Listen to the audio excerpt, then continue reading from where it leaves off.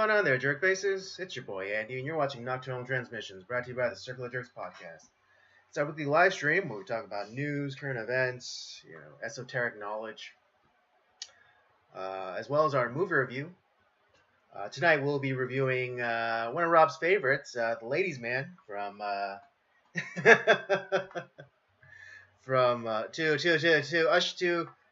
inaugural movie for our Schlocktober 2, Andy's Revenge,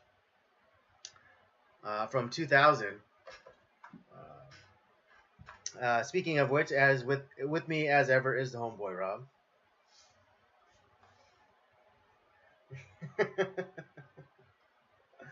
Yes. For those of you unaccustomed to our ways, what was it, last year or like a couple of years ago?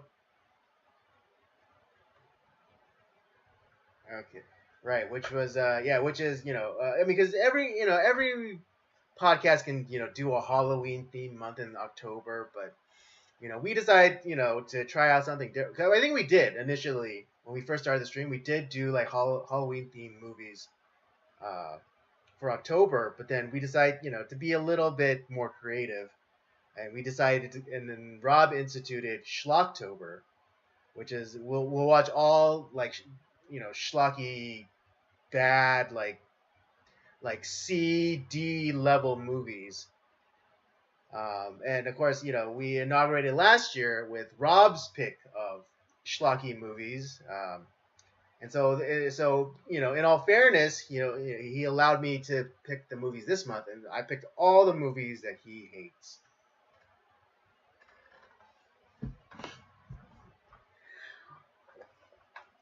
I don't think that The Ladies' Man and Wizzo the Clown can be compared. I don't think they're comparable. All right.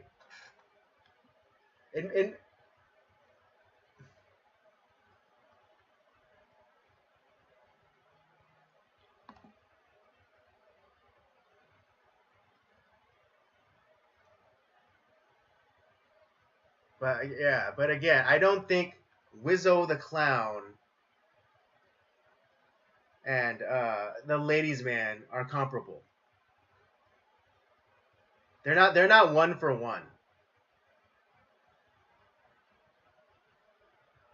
Yeah.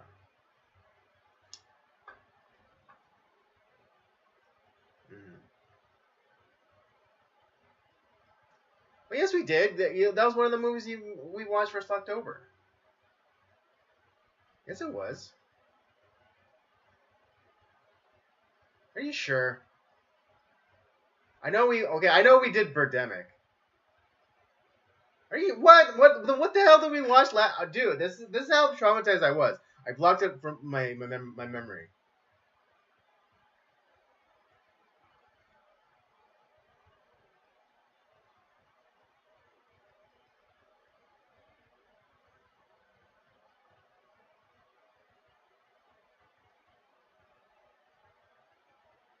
Yeah, they were that bad. They were that bad, everybody.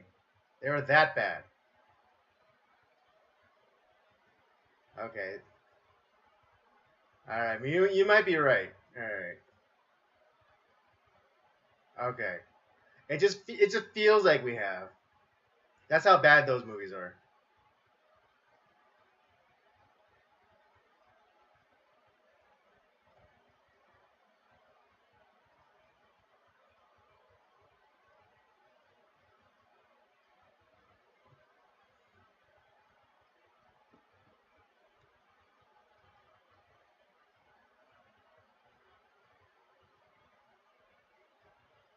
Says you.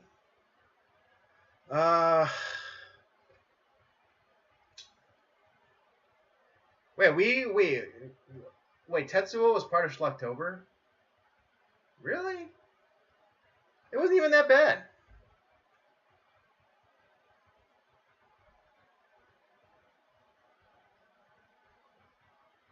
Oh. The one time you showed me a crappy movie and I didn't hate it.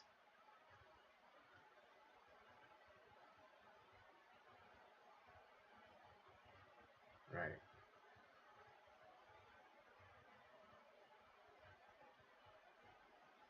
Yeah. You forget I was born in darkness. You merely adapted to it.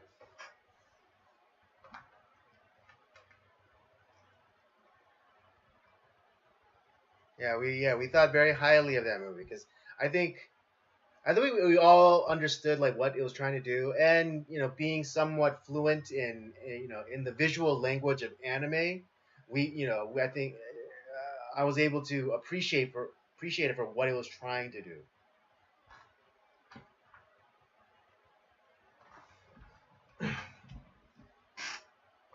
Yeah.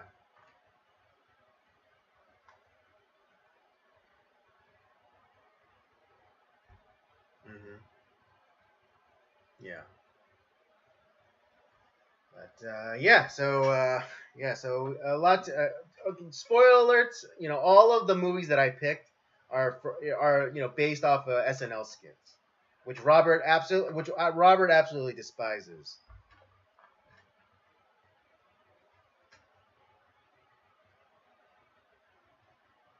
Yeah, hour and a half movie.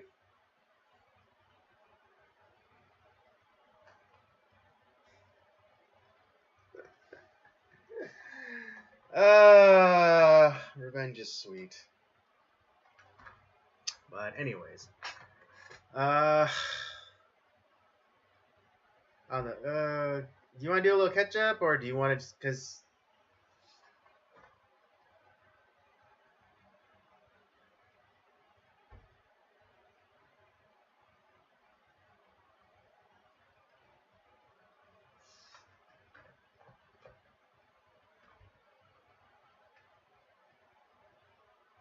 Mhm.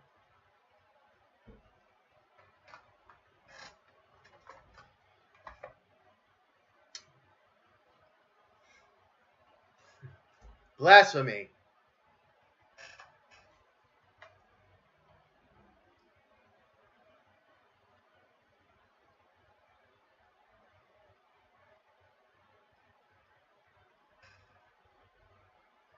Hmm.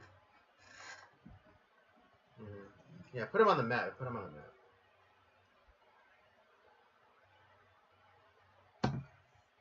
Hmm.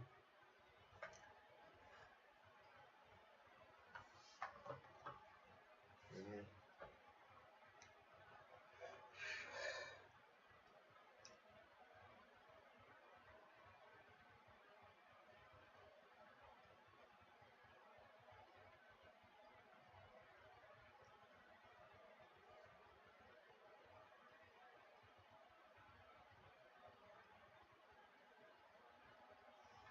Hmm.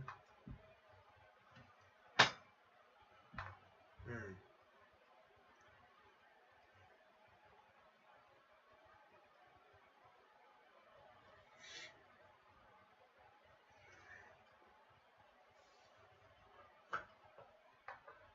Hmm.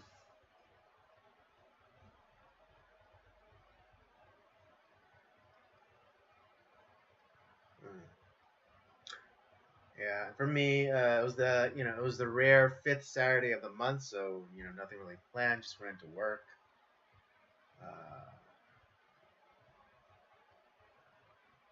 Uh, nothing else really to report. But it's totally skipped my it totally. God, this is how old I'm getting. But it totally escaped my mind. But I just want to wish you a happy early birthday, Rob. Yeah.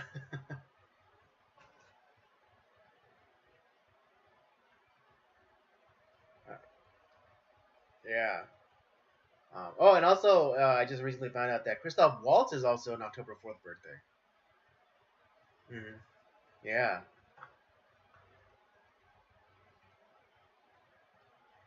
that's right. Hmm.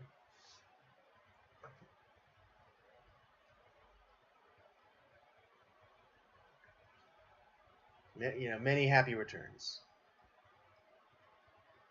Yeah, I mean it's really funny because until I met Robert, I never knew anyone who had the same birthday as me. Um, yeah, it's like particularly growing up and in school, because you knew, because in elementary there were always a couple of kids who shared the same birthday. Just kind of like that's it's just kind of the odds. But I was one of the well, at least in terms of my class, one of the few that didn't have any competition. When it came time for my birthday to come around. But yeah, it wasn't until that when me and Robert met, and then on that one fateful night, and then we both learned that we had the same birthday. It was just it's like it was meant to be. Yeah,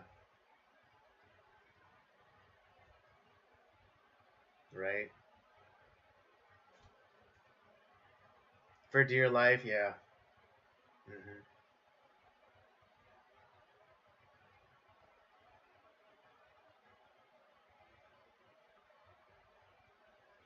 Yeah, stuff that legends are made of. Mm,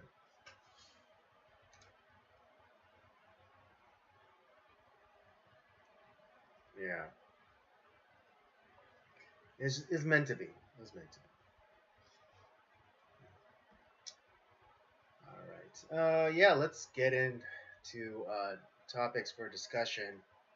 Um, where would you like to start first? I don't know. I don't know how deeply. I was thinking we should go into like the GOP topic, because that doesn't. I don't feel that that's gonna go very long. But I mean, famous last words, right? Because we always say like, oh, this shouldn't take very long, but then we end up talking like an hour and a half about it.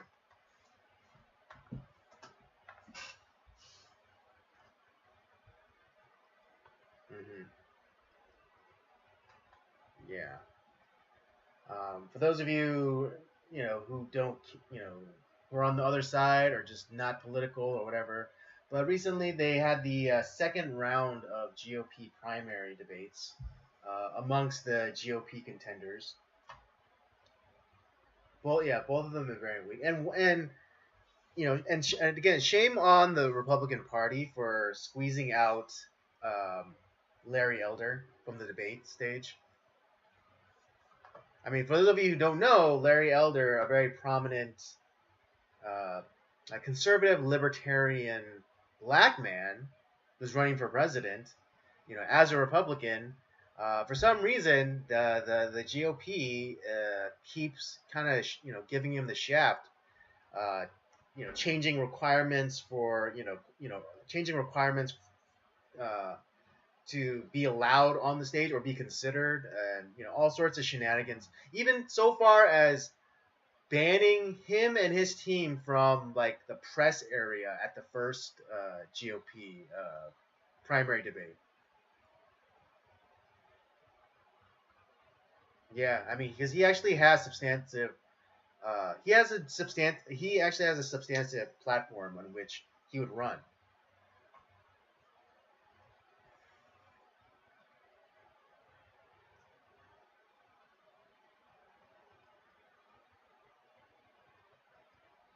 Hmm.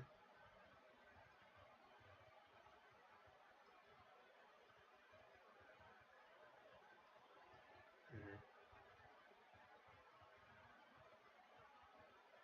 Hmm.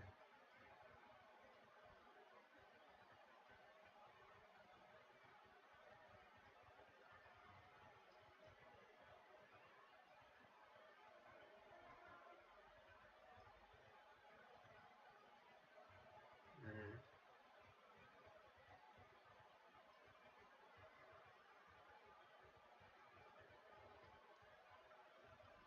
Hmm.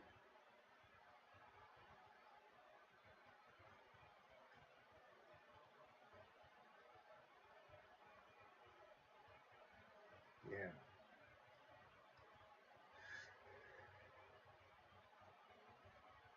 yeah, and even what is it, like the old Arkansas governor Hutchinson or something.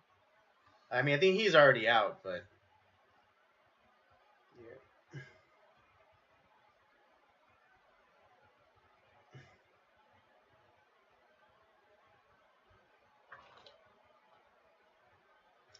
but then trying to distance him. He's what is it? Yeah, he's trying to ride the coattails of Trump, but then still like distance himself from Trump.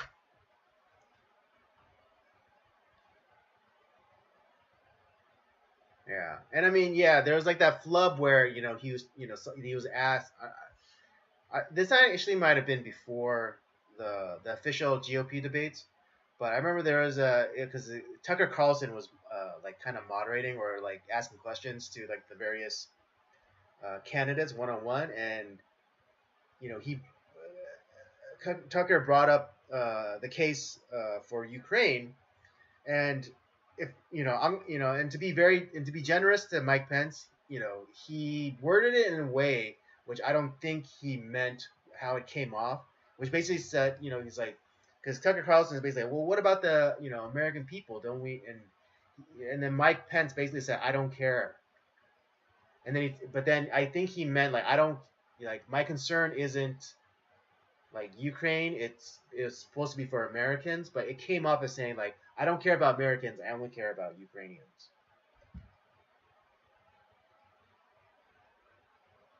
Again, I'm just if I'm to be generous, I'm basically I'm cutting up the Gordian knot that of words that he put out.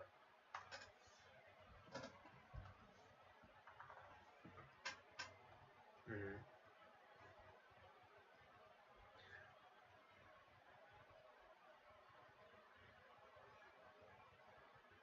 Yeah, I mean, who the fuck, like the average person, who the fuck cares about Ukraine when their gas is like $6 a gallon for regular?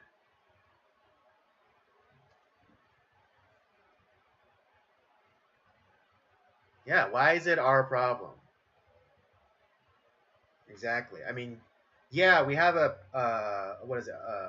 A pact with Ukraine, but that pact also includes Russia, and that's if Ukraine gets attacked by some other state that's not America or Russia, then we'll to get because they had a significant stockpile of nuclear weapons, after the wall came down, after the Soviet Union fell, and so to give up the nukes, you know, America and Russia made a deal saying that we'll have your back if you're ever invaded.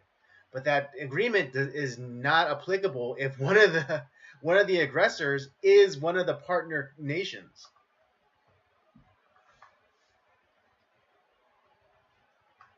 Shit. I honestly don't think that we should give a shit about, like, honestly, I'd say let's pull out of NATO, let's pull out of the UN, all this stuff. I really don't give a shit about the rest of the world. It's Right. fucked. Let's focus on ourselves. Let's take care of our own problems. And if there's something that like really is detrimental to our own borders, as far as like resources or whatever, yeah, then we can step in. Other than that, fuck all these other countries. Let them handle their own problems for once.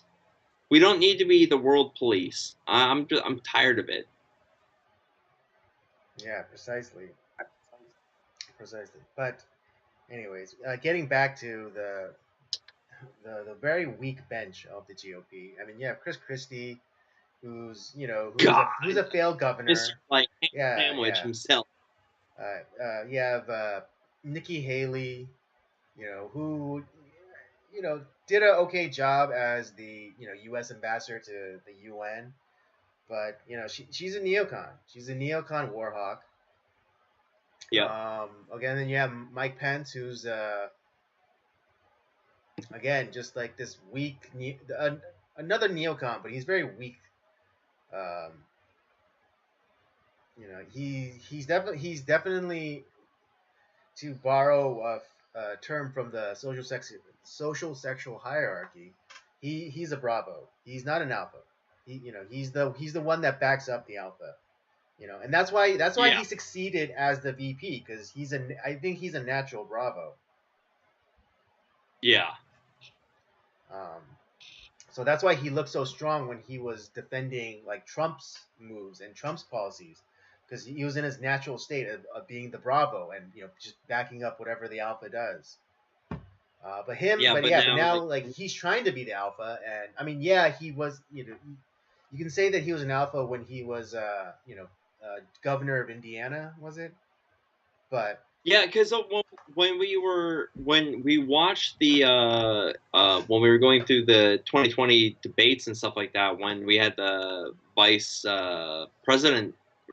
presidential debate, between him and he Kamala, did yeah. actually look. Yeah, he looked really strong, and I was like, yeah, I like what he's saying. But now that he is on his own, and after everything that has happened, God, he looks so like he's kind of showing him more of his true colors. Because we were actually pretty high on him. Mm-hmm. So yeah, he seems like he's pretty competent. He seems like a good defender, a good guy, and maybe he is in his real life. But like, man, he is not a leader in any capacity. No, yeah, exactly.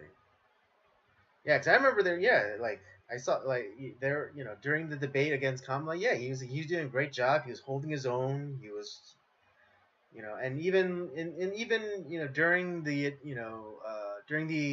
administration, he was doing a great job. Like every interview that he gave was, he was on point. He was coherent. He was able to defend everything that was going on. But yeah, but then Exactly. yeah, but yeah, now that he's up front, and instead, I understand the need to differentiate yourself, but if you could still stand on those accomplishments that you did, under Trump's administration, but then still, sell yourself as a capable leader yourself, then you're golden.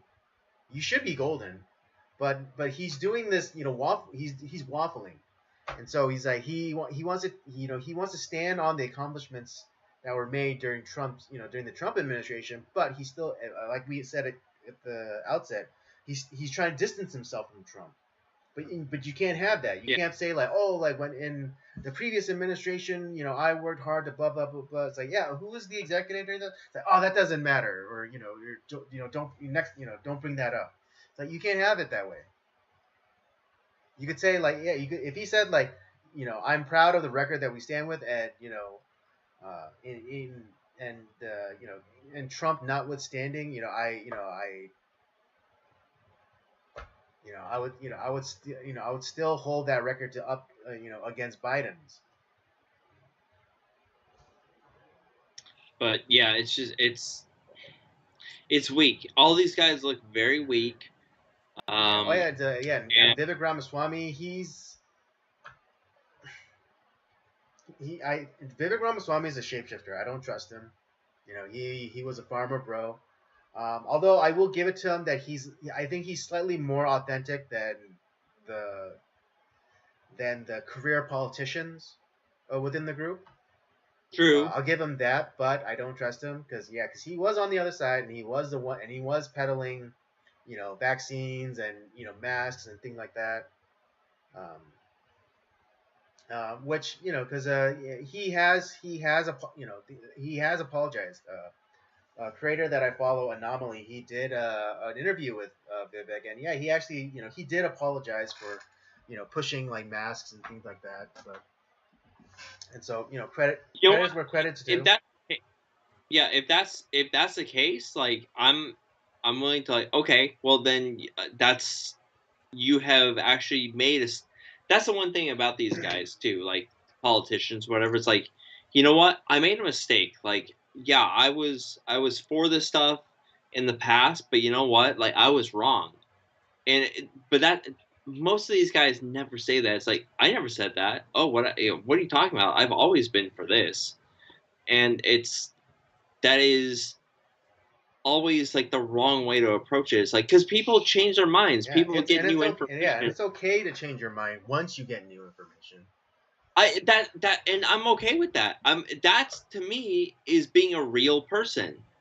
You know what? I was wrong when I was doing this. And I deeply apologize for that and the damage that it may have caused people that are around me. Mhm. And I will moving forward, I will not do that ever again. Boom. Great. I'm on your side now. Because you're a real person, obviously. Mhm. because that's what happens in real life. But most of these, yeah, it's so if that's true, like, this guy seems to be at least interesting. He's not a presidential No. candidate. Sorry, he's Yeah. not. Plus he's brown, so. Well, it was, and like Tim Scott also looks really like kind of also pretty weak as well, because and I'm not saying I'm not like against him per se, because he's done some stuff that I've been like, okay, Right. seems kind of interesting, Yeah, but he's not a candidate for president either. not to throw that much shade on him, but like, yeah, because his story is inspirational. Like, the story about like his, he went from plantations to the Senate in like in 3 generations. That's an inspirational story. Yeah, and he's Yeah, interesting. and he's an interesting character for sure, and his story is inspirational. But I view him as an empty suit. Beyond that story, He needs to get away from his fucking handlers. That's what needs to happen. It's like, stop listening to the political animals or whatever, that are around you, the like, consulting class, the consulting class. Stop listening to them and just say like what's important, like what is important to you. That's all that that's all that fucking matters. Yeah, and I mean, that's if you do that, if you can do that, then he's at least maybe not presidential worthy, but I could see him being in some sort of like cabinet position. Yeah, exactly. Right, because I think that's what makes Larry Elder such a compelling candidate. Because yeah, he does have the inspirational story.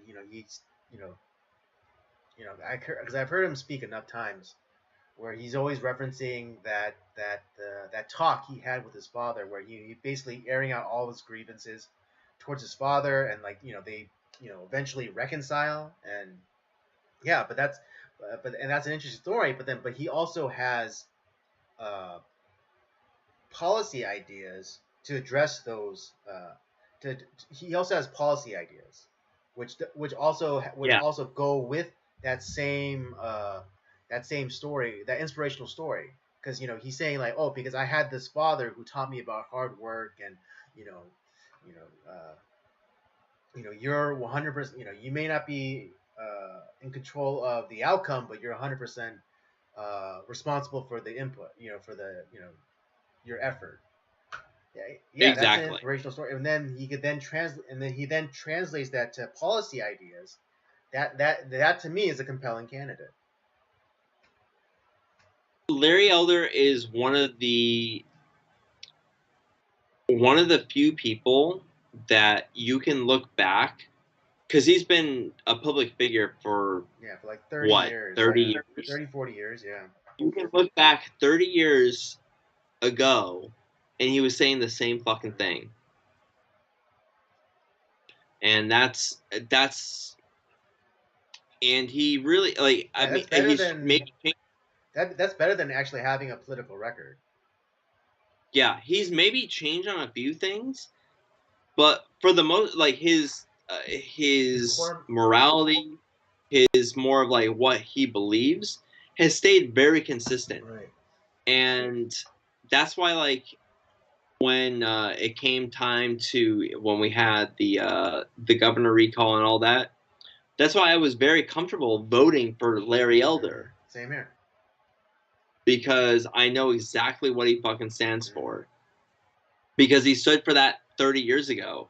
It's not just some like, oh, all of a sudden he was like this way, and now all of a sudden he's now this way, and he's for our viewpoint. No, he's always been at that viewpoint. Even when I wasn't necessarily aligned with his viewpoints. Exactly. He has not really moved very often. And he's also very transparent about like why it's not just like that he believes something, but he's able to give here's why I believe the things that I believe. That's the other thing, where a lot of these other candidates can I don't know. I don't know why they believe the things that they believe. They just like, oh, well, these are the popular talking points, so we're gonna push that. But you don't know if they actually believe in like what they're saying. Mhm. I just that's why I like, Yeah. So yeah, I'm probably gonna write in Larry Elder if the GOP screws him again and like not allow him to. I mean, at this point, I don't even know like if he's able to get on, if there are any more debates that be had. But yeah, I just because also yeah, because I can't vote for Trump. I mean, I, as I much like as like I would be in favor for his policies, but you know, if I'm to be intellectually consistent, you know, the same argument that I made for Biden being too old that applies to Trump now. He's the yeah same age as Biden when Biden took office in 21. Yeah, yeah 21. So you know, if Biden was you know too old, you know, 2 years ago or two yeah, or 3 years ago, then and Trump is the same age now, then Trump is too old. that's where like I've been saying is like yeah in the primary not gonna vote for Trump. Not because like one, too old, and there's a few things that like Trump has not addressed that like yeah this is a problem. Yeah, You have allowed some of the problems that we are now dealing with, um, and that has been exacerbated by Biden, sure, but like you kind of like got that ball exactly. rolling, and you haven't addressed that. Mhm. You haven't tried to correct Right, that. yeah, because I mean, yeah, a lot Uh, of people forget Trump was the one to enact CARES. You know, got you know printed trillions of dollars. You know, I know Biden takes the heat, but remember, you know, Trump is the one to you know drop that initial snowball. Yeah, and he like and yeah, yeah, he keeps exactly. and he, for some reason he keeps leaning into like the vaccine, even though he knows. I know he knows the his base hates it. You know, Yeah, he constantly gets booed whenever he brings up the vaccine, and yet he still brings it up. but yeah, and he gets booed for that stuff. Like when he tries to bring that Yeah. up, it's like that's not a popular viewpoint. Hmm. Sorry, you can, and you also are like Megyn Kelly actually pushed him on this. Like, you know, you essentially kind of pushed Anthony Fauci on the public stage and like made him a powerful figure where he really wasn't before. And it's like, no, no, no, I didn't. It's like, but you Yeah, did. you literally had press conferences with him in the press room at the White House. Yeah, I mean, I understand like maybe at the beginning, like you bring your guy on or you know the guy that is in that position before, and it's like because maybe because he's a guy who has been irrelevant for 30 years, but he is in that position. But then you essentially made him Made him a famous, household name. and like you should have like as you did like more research on him and like what he did, maybe you realize like that he's a dipshit, and it's like okay, well this guy sucks, so I'm gonna fire him, but you never did. And yeah, he is he. That's the sorry you had to answer for that. I'm sorry, but like so in a primary election, I'm not voting for Trump. Not gonna happen. Hmm. And these other candidates like you know the big front runner outside of Trump is DeSantis, and he looks really terrible in these in both of these debates. He's been terrible, Hmm. Yeah, and he his one standout moment, at least in the most recent debate, is when oh, this goes into two completely different topics. So I'm not gonna what is it harp on it too much.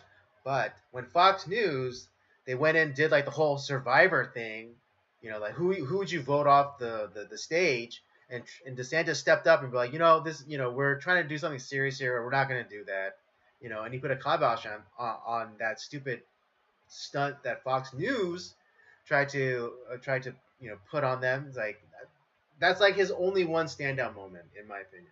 Exactly. But other than that, he's been really Yeah, I weak. mean, and like yeah, and in the first debate, when the moderator asked him, oh, like who here would pardon Donald Trump, and Vivek was the first one, he was the first one out of the gate, with his hands up, no hesitation, and you see DeSantis like look around and get it. Literally, he took up the temperature of the room, and then slowly raised up, one finger. Yeah, it's like what? Sorry, no. Yeah, I mean, as much as I really appreciate the work that he did, as the governor of Florida, all the work that He's been all the work that he's done, chef's kiss. yeah, All right, he's been awesome in but Florida. yeah, but this whole his whole campaign was like a huge shot in the foot for him. Like He his should. his I think his announcement was bungled through by announcing it through the Twitter Hangout or whatever. With that had like a whole bunch of bugs, and then like him. I mean, admittedly, Trump did fire the first shot, but he then retaliating and going after Trump. And particularly not backing Trump when like base the what is it? Was it state attorney or was it the DA of New York? Someone from New York was trying to extradite him. yeah. And like and he allowed the federal government to just roll up into Mar-a-Lago and rummage through his shit. That's where like you have a few things here like where okay you were like oh I'm above all the political stuff whatever like whatever Trump wants to say whatever I'm above all that but then you go out and attack Trump and okay well game on you can never go back to like oh well I'm not I'm above all that it's like no you're not you can't keep waffling back and forth as far as like attacking Trump and not attacking Trump and like when he attacks you you're like oh well, I have my hands up no it's a truce so we're not doing that anymore it's like bro no you have already like crossed that line Exactly. Okay. Yeah. it's If okay, as a man, and I think you realize this too, especially like like playground rules. It's playground rules. If a guy steps to you and punches you in your face, and you don't swing back, then you are a pussy. bingo I'm sorry to say, and and you want to call, and you could call it like toxically masculine or whatever, but that's the rules. It's particularly for men. All right, if a man yep steps to you and takes the first punch, and you don't swing back, then you're a pussy. You're a bitch. Your reputation is utterly ruined. And you could swing and you could like get your ass kicked, but people will still respect you for at least swinging back. or what you do is you punch first and then like when you get punched you tell on the teacher about like oh he hit me that's what's going on here because that's exactly what like DeSantis is doing. He's telling on Trump with the teacher. It's like what the fuck is your problem, guy? Right. So yeah, yeah. I don't know who's in his ear, but like Get those. they're just leading him astray because Yeah. he should not have run. And I'm not saying that like Oh, like you have to wait your turn or whatever, but just purely strategically, he should have waited. He because yeah. since he's keen on taking the temperature of the room, he ought to have known that Trump is still hot. He still has a pulse, He is. and He and is. Trump is still viable, and he should have taken the temperature of the room and be like, all right, I'm gonna stand down, I'm gonna let Trump do his thing, I'm gonna back him because then I get all the support from his base, and then I could after when he if he does get back in the office, he'll only have that one term because he's already had one. Then I can run you know with all the accomplishments I made again in Florida with like with going against the medical, industrial complex, and going against, the cultural stuff with like Disney, and backing parents and things He like has, that. like I said, he has a lot of wins in Florida. Exactly. Keep doing those things, and you are kind of you're not like Yeah, you're not Trump. you're all but secured the next presidency. Exactly. That's why I was like when he decided to run this time, I was like, "Are you insane, man? Like, just it's not gonna happen." Right. Yeah. Sorry, like Yeah. it's Not from from the position of like, oh, wait your turn, boy. It's Trump. It's Trump season. It's like no. It's purely speaking, purely politically and strategically. Like there's there's no no way. win. There's no way because Trump. Because if a still viable Trump, there's no scenario where you're beating Trump. No, it's just not gonna happen. And to be honest, even with well, I mean, to be honest, I would love Larry Elder on that debate stage because he would fuck those people Yeah. over big time, like Absolutely. No doubt. because he has been having those same his political viewpoints have been the same for 30 years. He would run circles around these Right. assholes. Exactly. Because And to be honest, like he's been so consistent, and he's had 30 years to finally hone his edge, so to speak. Yeah, there's be no contest. He cut he sliced down everyone else to ribbons. yeah, that's what I was like. These guys are terrible. They suck.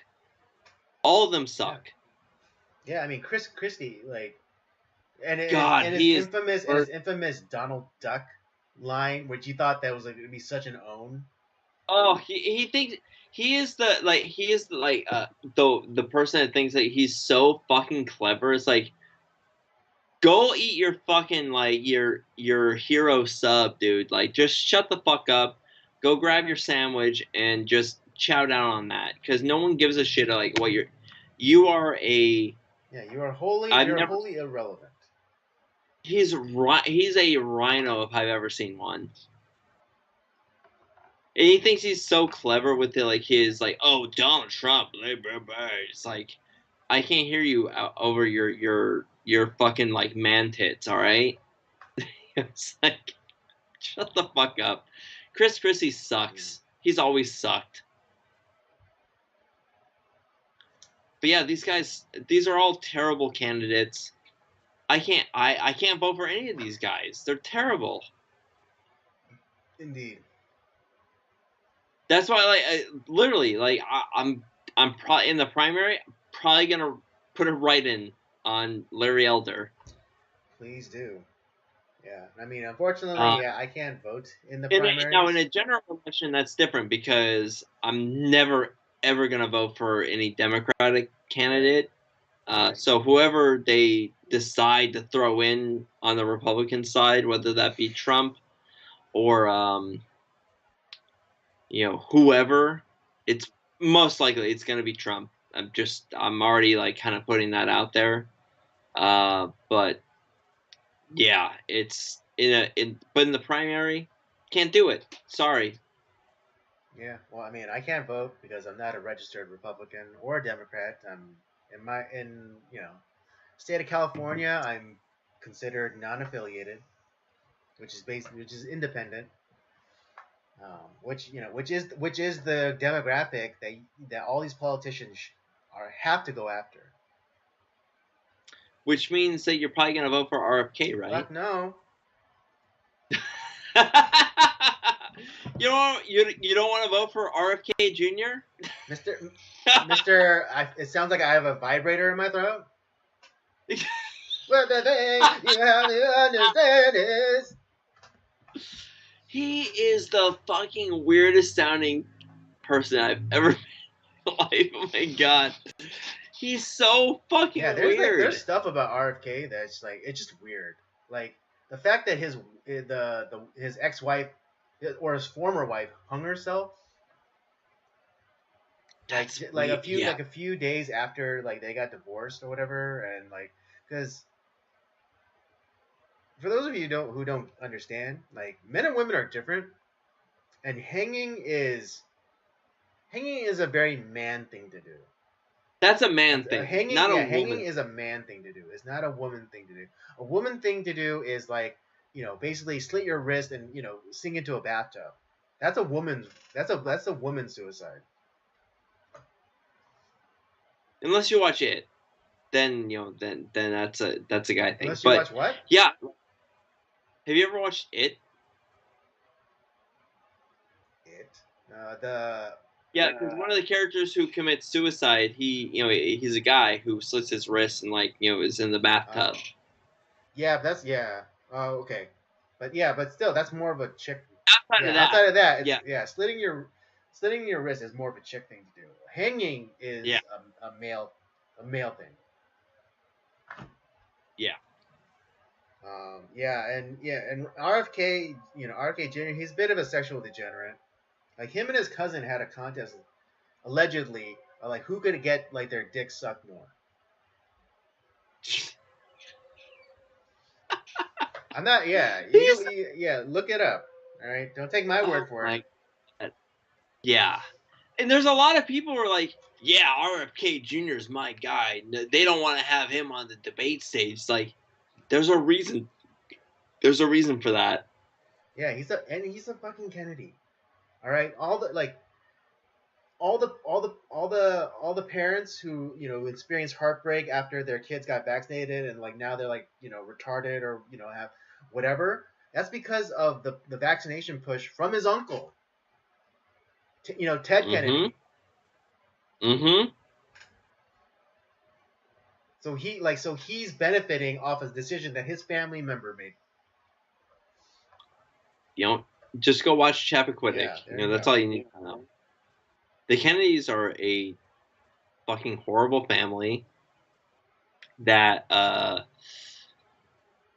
just they stole an election for a presidential election in 1960. Yeah, JFK. And JFK was a degenerate. Sorry, boomers, and a homo, but he was allegedly. Well, yeah, exactly. Yeah, there's that. You have Robert Kennedy, who was also pretty terrible, who ended up being assassinated. And then it's just JFK Jr. died. RFK Jr. is a weirdo. Ted Kennedy essentially may not have been fucking her. We don't have that evidence, but he did kill her essentially. Yeah.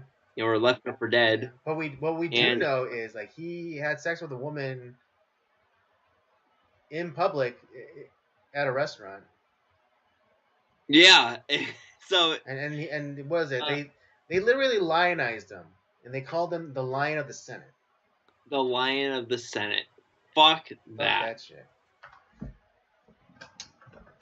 I was so happy when he died. It was like, thank God we don't have to deal with this shit anymore. But then we have these other assholes that we have to deal with now. But whatever. Yeah, but it's just this is a very political episode now. How all of these people are fucking god awful. We've knocked on our own party for a little bit, but let's go to the other side. They just all suck. Pretty much. They all suck. They all suck. All right. Okay. Yeah. If there's nothing else about the GOP, then I mean. Yeah. Let's swing over to the Democratic Party because they're terrible too. Yeah. Well, that in the form of for those of you unaware, very recently. Ding dong, the witch is dead. Oh, sorry. Yeah, Senator Dianne Feinstein. Passes away at the very young age of 90.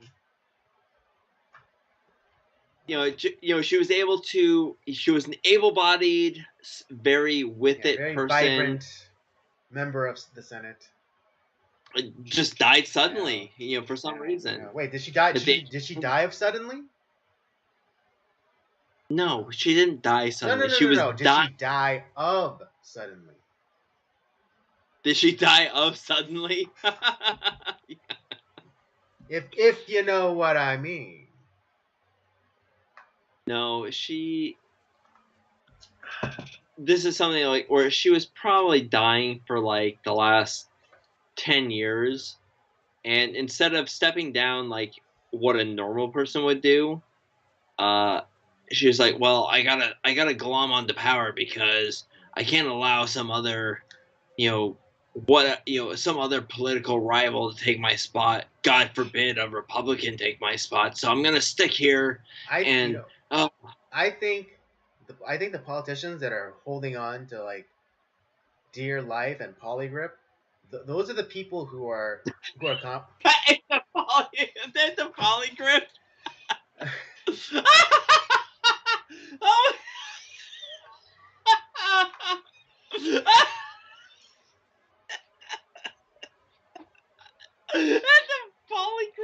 What the fuck?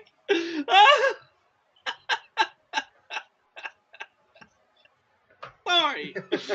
That that is the funniest statement you have ever made, Andy. it happens sometimes, you know.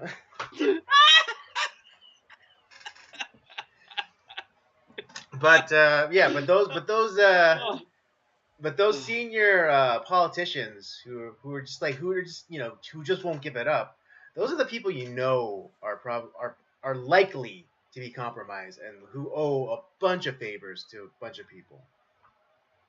Oh my god. Sorry. Hilarious. I Polygraph can't one help it. All was right. I wish I could turn it off, sorry. but I'm hilarious all the time. That that was literally the funniest thing you've ever said.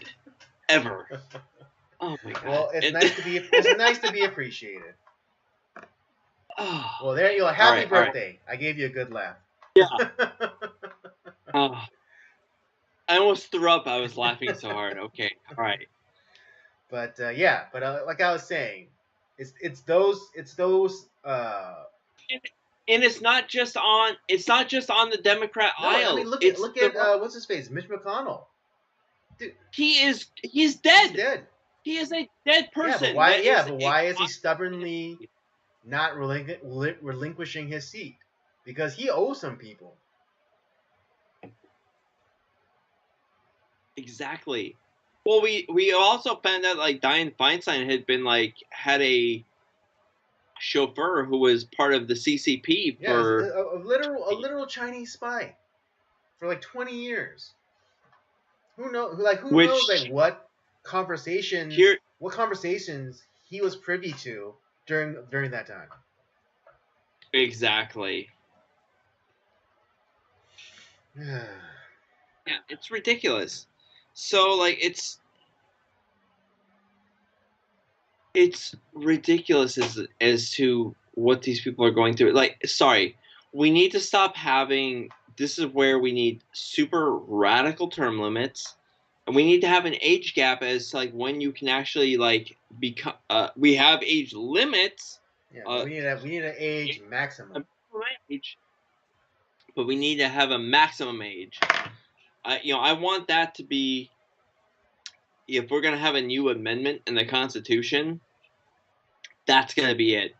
We need to. First of all, I recommend two amendments. We need to have term limits in the Senate and the House of Representatives, or term limits to political offices. Period. Um, and then we also need to have an age. I'm fine with there being a minimum age, but there also needs to be a maximum age as well. Like, okay, if we're gonna make 35 the minimum for a presidential candidate, we also need to have like, sorry, you can only be from I would say 35 to 65, 30 years, I think. And if like so with a 2-term limit, that's 8 years, 65. You're in your 70s. That's still pretty old, but you're not necessarily like a decrepit bastard with our modern technology and all that stuff. Right. Yeah, but and again, the founders did not expect anyone to make representative their career. It was supposed Exactly. it was supposed to be like jury duty. It's like a civic duty that you're not supposed to really gain from, and then you do your time, and then you go back to your life. Well, you look at that first generation too, because yeah, they impose their own personal like limits. Like, yeah, this is like I'm not. They were not enriching themselves on these positions. They actually like were in debt Hmm. afterwards. Yeah, I And, mean, what is it? president Even like in the more even modern example is Harry S. Truman, or I mean, Harry even the Truman. Clintons. But Truman, he left office penniless. It's only when he started, I think one of the most endearing presidential traditions in writing memoirs, and going on book tours. So that well the memoir started with Ulysses S. Grant because he was penniless afterwards and like he was dying. He's like, well, he wrote his memoirs so that his family would have some money after he died. Right. Well, then, yeah, And but like an example of someone who would benefit personally, as opposed to Ulysses S. Grant, well, then Harry S. who wrote it so that his family could get the proceeds.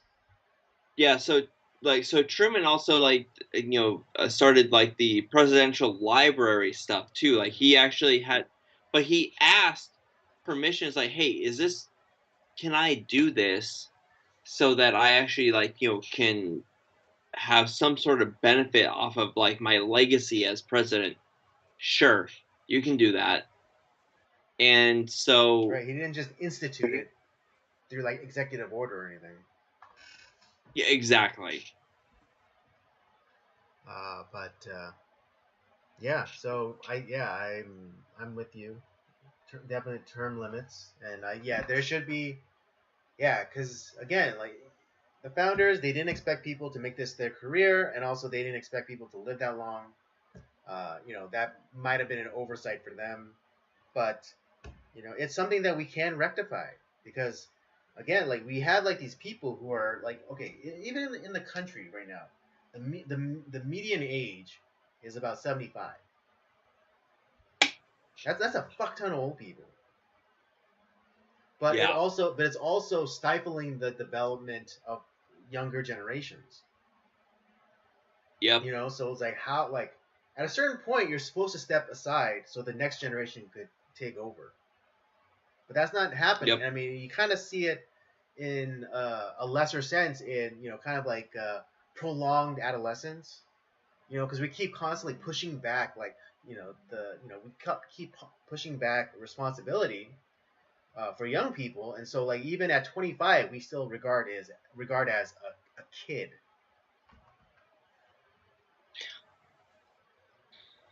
Yeah.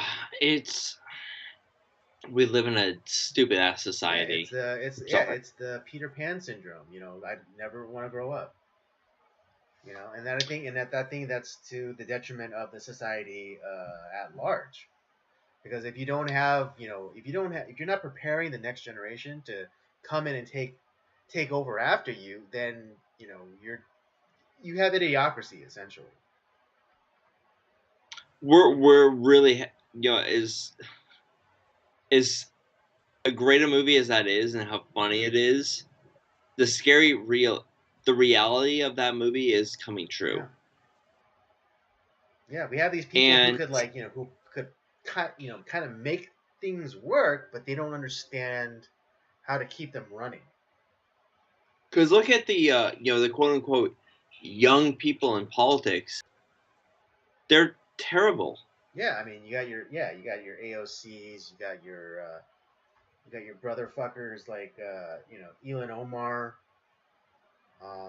Or you have and like even even like they have that new chick from like Texas who like she sounds like a fucking idiot. oh with the head rolls. Yeah. Yo, not Mm. uh. It's like, shut up, bitch. You don't know a goddamn thing.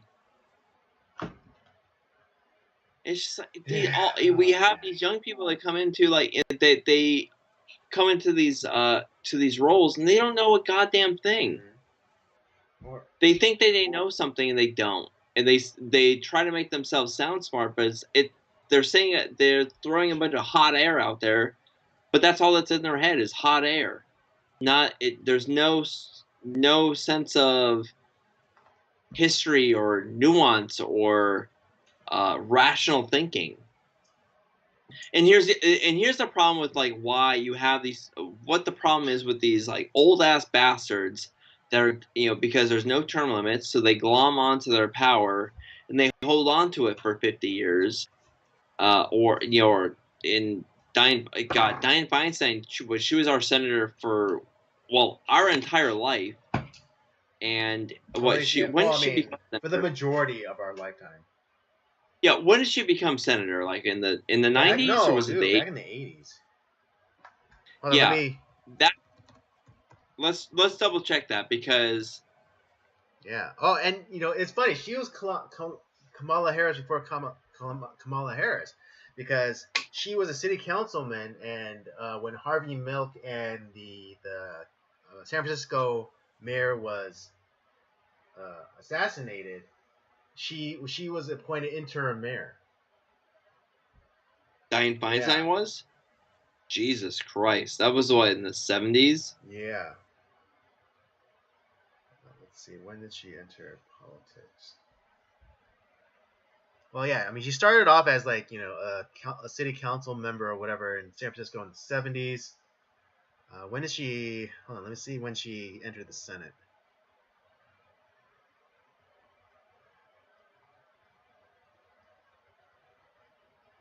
U.S. Senate. Wilson to take office. Ran for U.S. Senate. You're right. But it was early. It was 1992. Yeah, so that's over 30 years now. Yeah. So the majority, for the majority of our lifetime, Dianne Feinstein was our senator. Yeah, that's a problem. Yeah. And now, I think I think one of the last Republican senators we had was Barbara Boxer. God. Yeah, so that's a problem, for one. And now we have this other, because of that, you have this person that has glommed on the power for over 30 years. She dies, and we're not going to have an election for another senator. We're just going to appoint somebody. Oh, no way. She was a Democrat. Yeah, Barbara Boxer was a Democrat. Like, we haven't had a... Huh? I could have sworn that she was a Republican, but yeah, wrong. No. We haven't had a Republican senator in probably 100 years.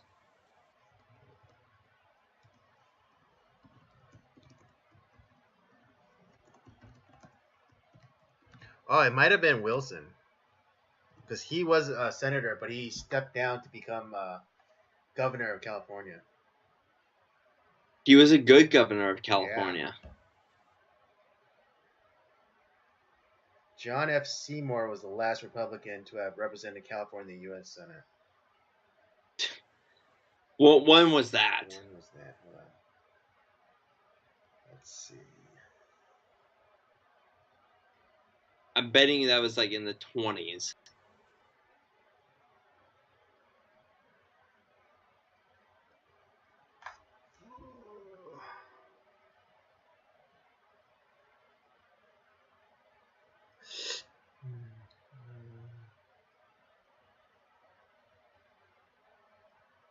Oh, he was appointed by Wilson in 91. Seymour lost this 1990 special to determine who would serve the remainder of the term, expiring into Seymour lost this, but yeah, it was. Okay, so the last time was in 1991, because he did try and run, because he was the interim, kind of like what's happening right now with this, black lesbian chick from New Jersey. So okay, so we're going back to a Mr. Smith goes to Washington moment, right? So we are already we are overriding the Constitution because we have that amendment where now the senators get voted Yeah, in, thanks a lot, right? Wilson. Woodrow, Yeah, not Doug, Woodrow Wilson, or yeah, Pete Wilson, not Pete Wilson. but because initially it was the governors of the state that would appoint the senators that would represent the state. Right. And so now we have reverted. So in these special situations, we revert back to that for some reason. I don't. That's where I'm like, what the fuck? We have this amendment of the Constitution is now being overrode based off of like this special situation. So what the fuck is going on? Yeah. This amendment makes no goddamn sense. No, it doesn't, and it also creates basically a parliamentary, House of Commons and House of Lords. Exactly. And and in this case, he's appointing someone that's not even a fucking California resident. Yeah. For those of you who don't know, because of the special circumstances of Senator Feinstein's death, the governor is then allowed to install an interim representative. And it just so happens that this interim representative is not a resident of California. I mean, I think she, I think she has a house in California, but that's not her primary residence. Bingo. Who and I don't give a shit if she has a house in California. She's not from here. Exactly. Which Fuck her. again, back to a couple of weeks ago when we were kind of talking about this, about how if you move to a new area, you shouldn't and it doesn't even matter if you spend like a significant amount of time in the new area, you should never be allowed to hold an office or hold a representative office. At least for a certain amount of No, I time, like. I because see. This is where you and I differ. I say never, never. Like if you. Okay, the only caveat I'm willing to make on this is that if you were a child and you moved to that new area, but you moved there when you were under 10 years old. huh? To be honest, I'm actually okay with that. Yeah, that's the only caveat. That's the only leeway I'm willing to give. If you were a child and you were under 10 years old and you moved there, and then you lived most of your life in that new area, then yes, you can represent that area. You know what? I think with your impositions and my impositions, we would eliminate a lot of Oh politicians. That'd hell's be yeah, great. dude! Like freaking like that liar Adam Schiff. He was from New Jersey. He moved to Yeah. Burbank and then ran for Congress. We kind of what trying to think of like what movie we talked not this is on the Cinemigos. There was another movie that we talked about where you get these like people who there was a moment like where you get these people who move to these other districts and like they like think that they can become like politicians there. It's like fuck those people. It's like no, that's a reality that happens. It's bullshit. Yeah, I mean, okay, I'll use myself as an example. It was Machete Oh, because De Niro's characters is not from like whatever. Like, I think they're in like Texas or whatever. He's like, I hate this place. Like he's not even from Texas, but he has become a senator in Texas. It's like, well, yeah, that totally happens in real life. mhm. It's bullshit. Yeah, I'll use myself as an example. I'm a Korean. I'm fully ethnically Korean. My parents are from Korea. My family can be traced back to Korea. But Really? No way. yeah, surprise. Yes, but I was born here. I was raised here. Like if I went back and I moved to Korea, but I'm Korean, I should not be allowed to run for president of South Korea.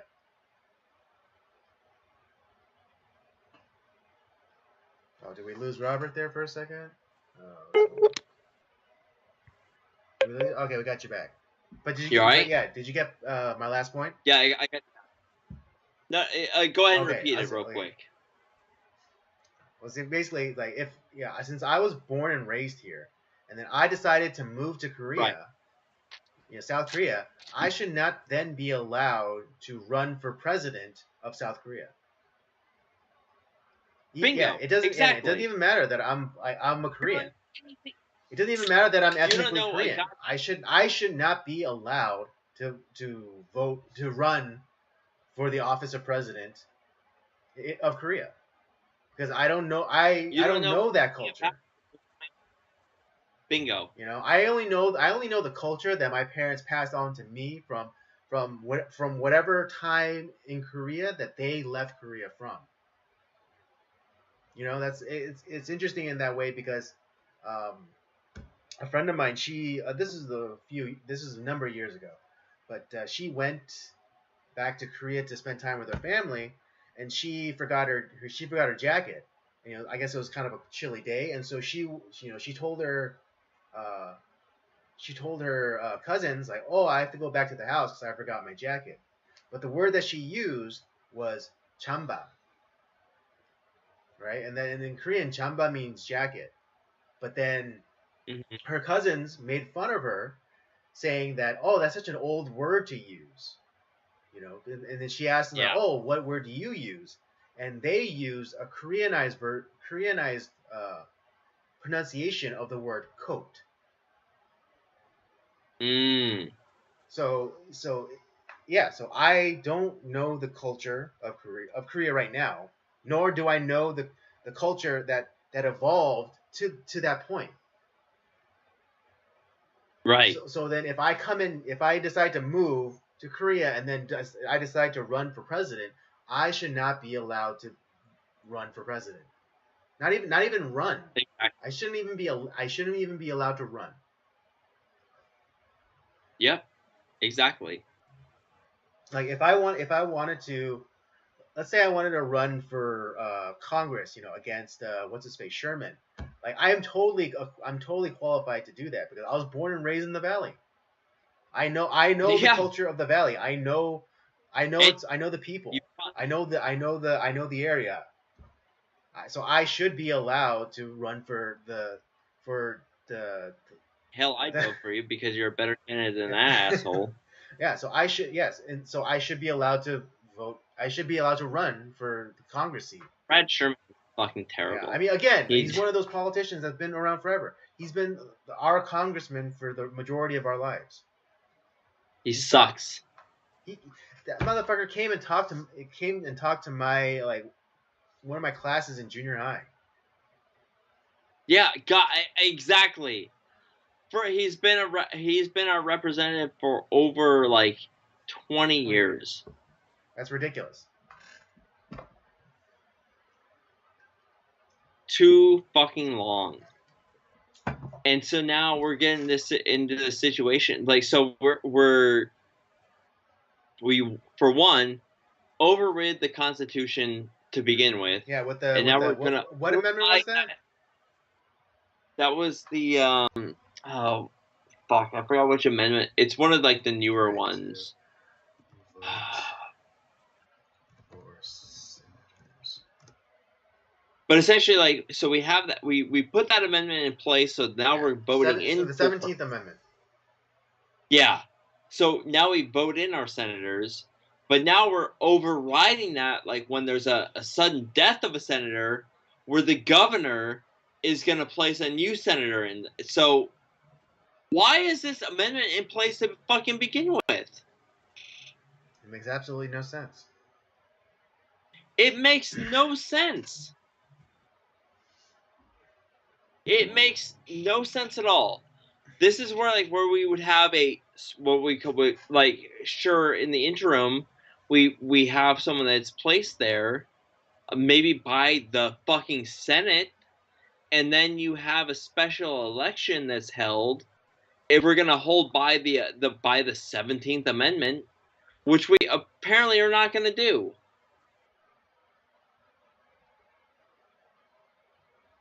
That amendment sucks. That is one I would eliminate immediately. Mm-hmm.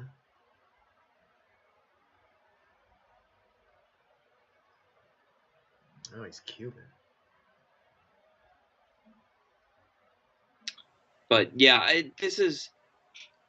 we need to like rid ourselves of these decrepit old bastards that are in politics, and we need to radicalize our term limits. We need to radicalize like the if you weren't born in this state or like in the whatever, you're no, sorry. If you didn't like move here before the age of like 10, sorry, you're not going to run for Exactly. office here. Yeah, because the reason why I put the cap on 10 years old is because when you're a child, you're more as a child, you're able to learn more customs and traditions of a specific, like certain area quicker than you will be after 10 years old. Because at 10 years old, Yeah, you stop believing in Santa Claus. You're not believing in, you're practically an adult, in my opinion. But yeah, you no longer have that childhood innocence where you're able to learn the customs of a specific area. So if you come in like if your family moves to a new area and you're 5 years old, and you start going to school in that area, then you're gonna pick up on all of like the local customs really fast. exactly. As opposed to like after 10 and you kind of set in your ways. You're like, oh, I miss this specific aspect of where we used to live, and so you're going to be a little bit more resistant to the local customs and Yeah, traditions. exactly. And I think that's very important to be instilled in a person to have to have what is it, specialized knowledge of an area. I think it's called, what's it called? It's Gnosticism? No, is that what it is? Um, what the fuck is that term? Is it? I know what term you're talking about, but like I'm like drawing a blank on that as well.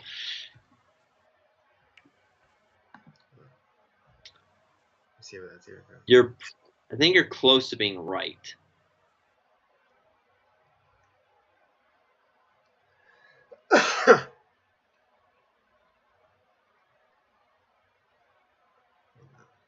We are googling the Yeah. answer. Okay, here. The thought and practice, especially of various cults of late. No. Is there a non like religious term?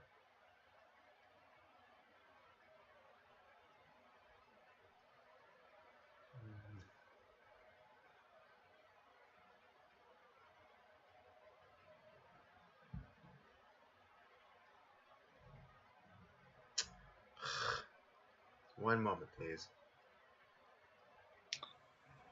The fascinating point where Andy Googles an answer to a word that he's trying to figure out. Right now. But I mean, like this is the level of um. Oh yeah, Gnosticism coming from the Greek word for knowledge or insight. So yeah, so like it's, Yeah, yeah, so Gnosticism is not beyond the religious connotations or right. Because Gnosticism is a religious yeah. term, a negative religious Mhm. term, but it also applies to like what we're talking Right, very about like today. specific, yeah, like it's like because it comes from the Greek word meaning insight. So having an insight into like a particular culture and their traditions is important. Right. Um,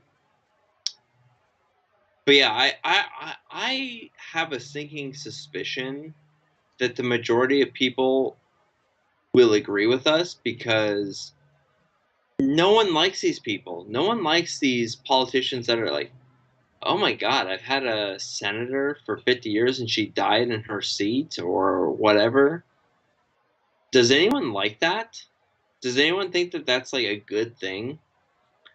Or like, man, like my city's been like garbage forever. And you look, it's like, who's been in that office? Who's been in charge for that long? You look at like, oh wow, this like particular representative or senator or governor has been in the seat for 40 years. Why has my and you wonder like, why has your city not changed? There you go. That's the problem. It's the same fucking person. Or if barring that, it's the same political party. Right. I mean, Maybe change I mean, maybe change the circumstances, or maybe like maybe a new person or a new political party might change the fucking because I problem. mean, vis-a-vis what happened recently here in L.A. The what is it the passing of cashless bail.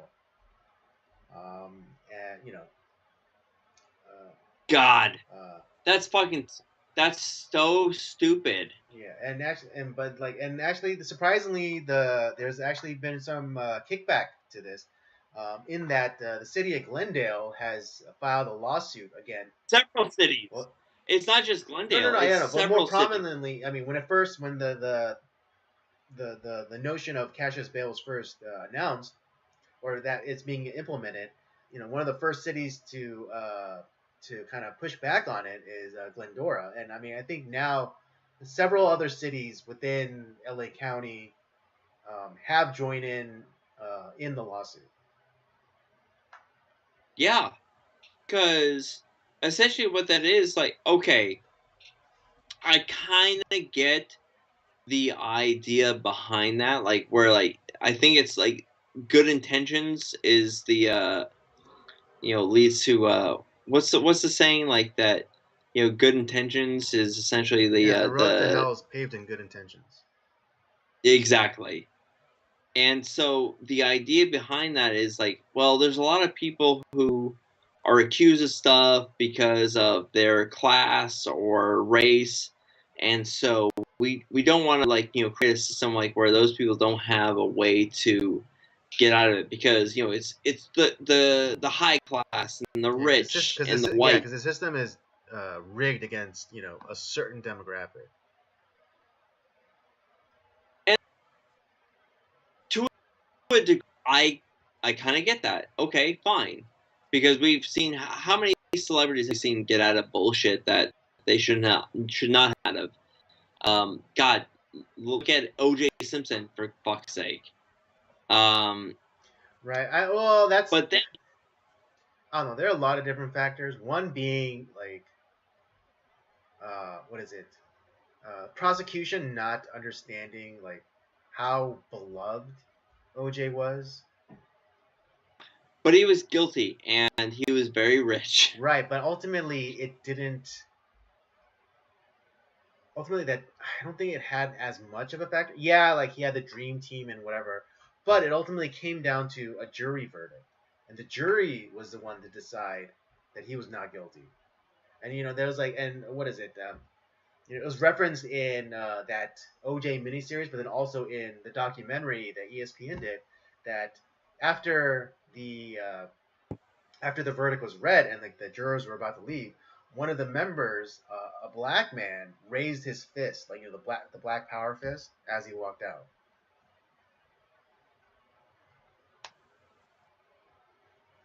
So Well, yeah, I so mean, like, it wasn't just because O.J. Simpson was a rich and powerful celebrity, but it ultimately, yeah, because like there was all sorts of fuckery going on during that trial. They changed because the murders happened in Brentwood. It should have happened. The trial should have taken place in and around like the Westwood Brentwood area, but the prosecutions yeah, demanded a change of venue to downtown. So because they if what is it if they did have it in Westwood, like Brentwood area, then the jury pool would have been made of all white guys. People probably friends of OJ. yeah, that's true. And so like yeah, they demanded a But change of venue and they changed it to downtown. And then the prosecution, they misjudged, thinking that the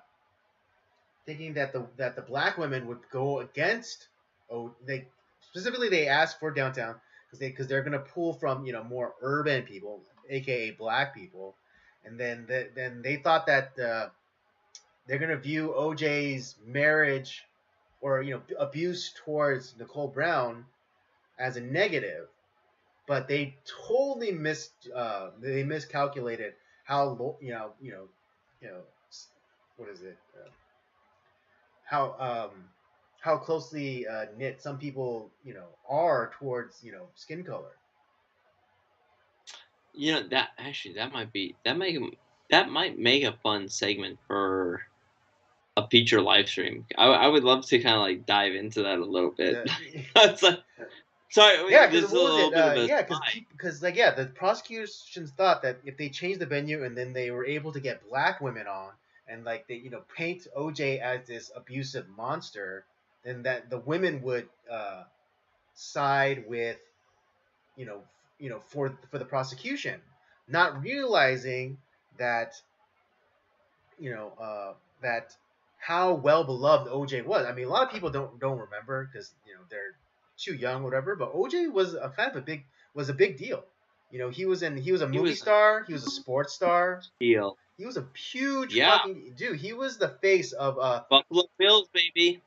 and then big sports celebrity, and he was also he was one of the first black faces of a major corporation in the terms of like Hertz rent a cars. Yeah, dude, that Hertz Rent-A-Car Yeah, ad that that he campaign like that did, he was the face of, dude, that ran forever. and he was awesome in it. Exactly, and so yeah, the prosecution underestimated the loyalty that OJ had from even though even though he lived in Brentwood, black people still loved him. Yeah, He was the juice. the juice Yeah, is the juice is loose. loose. But the other cities that joined in on the lawsuit: Arcadia, Artesia, Covina, Downey, Industry, Lakewood, Laverne, Palmdale, Santa Fe Springs, and Whittier. Yeah, I mean it's the idea that we're just gonna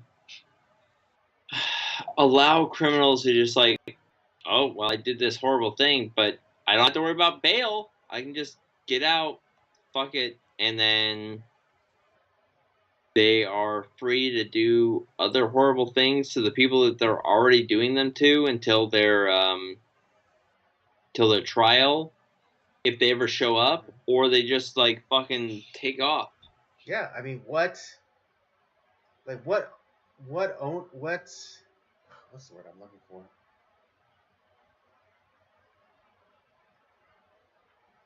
Um, what What? onus is on the the perpetrator or the defendant to come like kind of similarly with the border thing where they're like they basically let them into the interior and it's like, okay, make sure you come back for your court date 5 years from now. Like you honestly No, think that they're gonna come back for a court date in 5 years? Just like fuck similarly, no. if when you basically catch and release these criminals, it's like, all right, you have a court date, you better be there. How are you gonna enforce that? Exactly, you're not. It's just, this shit is like, it's just our state is just being run into the fucking ground. Yeah, and I mean, yeah, And but here's the thing though, I am starting to really see a pushback. I'm starting to see like things are things are going to change. I do feel that. That's to be honest, I was actually really close to getting the fuck out of this state, but yeah, I I remember. am God is kind of keeping me here for some reason.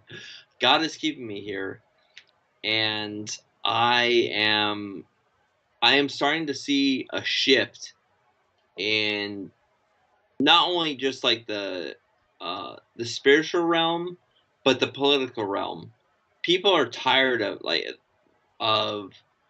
the policies of our governor and our representatives, and people are starting to like, we are going to make a change somehow, some way. And there's going to be a revolution here in some form or fashion, whether it be violent or non-violent. I don't know, but there's going to be a revolution. I believe that because I think there's a lot of people who are tired of the bullshit that is going on in our state, not just our city, but our whole state. And so I think there's going to be a difference that's made here in the near future, and I'm all for it. And like I said, you know who hasn't given up on California? Larry Elder. And if he hasn't given up on this state, I'm not going to give up on this state. Yeah, I mean, yeah, I mean, for all the other stuff, from your lips to God's ears. But you're not wrong about Larry Elder, because all these other people who basically cut and ran. Um, Ben Shapiro left. I mean, the Daily Wire guys left. Um, uh, what's the space? Elon Musk left. Joe Rogan left. Yeah, a lot of people left. A lot of fucking people left. I mean, to the point where California actually lost a seat in the Congress because of population decline. So yeah, and I mean, yeah, one of the strongest one of the strongest voices in Larry Elder, like he stayed, like even though he sees all the horrible things that are going on, he still is, he definitely has the spirit of I would dare was it Nehemiah? I would say, yeah, that Larry Elder has the spirit of Nehemiah. And for those of you who are not Bible literate, Nehemiah was a figure in the Old Testament. He was I think one of the last generations in captivity. Mm-hmm. He was, I think he was the cupbearer, correct, for the Babylonian That is king. correct. Um, and Yep. and this is how you know that this was all God. This wasn't necessarily Nehemiah, but I think Nehemiah did convince the king to, because one day Nehemiah was feeling kind of, he was like kind of sullen in his expression, and the king noticed, the Babylonian king noticed this and said, like, why is your heart troubled? And he talked about how, like, how the temple in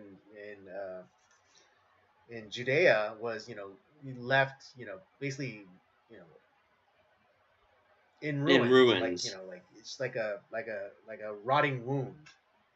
And and how he longed to go back and rebuild, the temple. And so, seemingly uncharacteristically, the Babylonian king's like, sure, go for it. In fact, I'll even give you the seed money. Yeah. And so, yeah, Crazy. And that's how you know that it's from God, because here's this Babylonian king.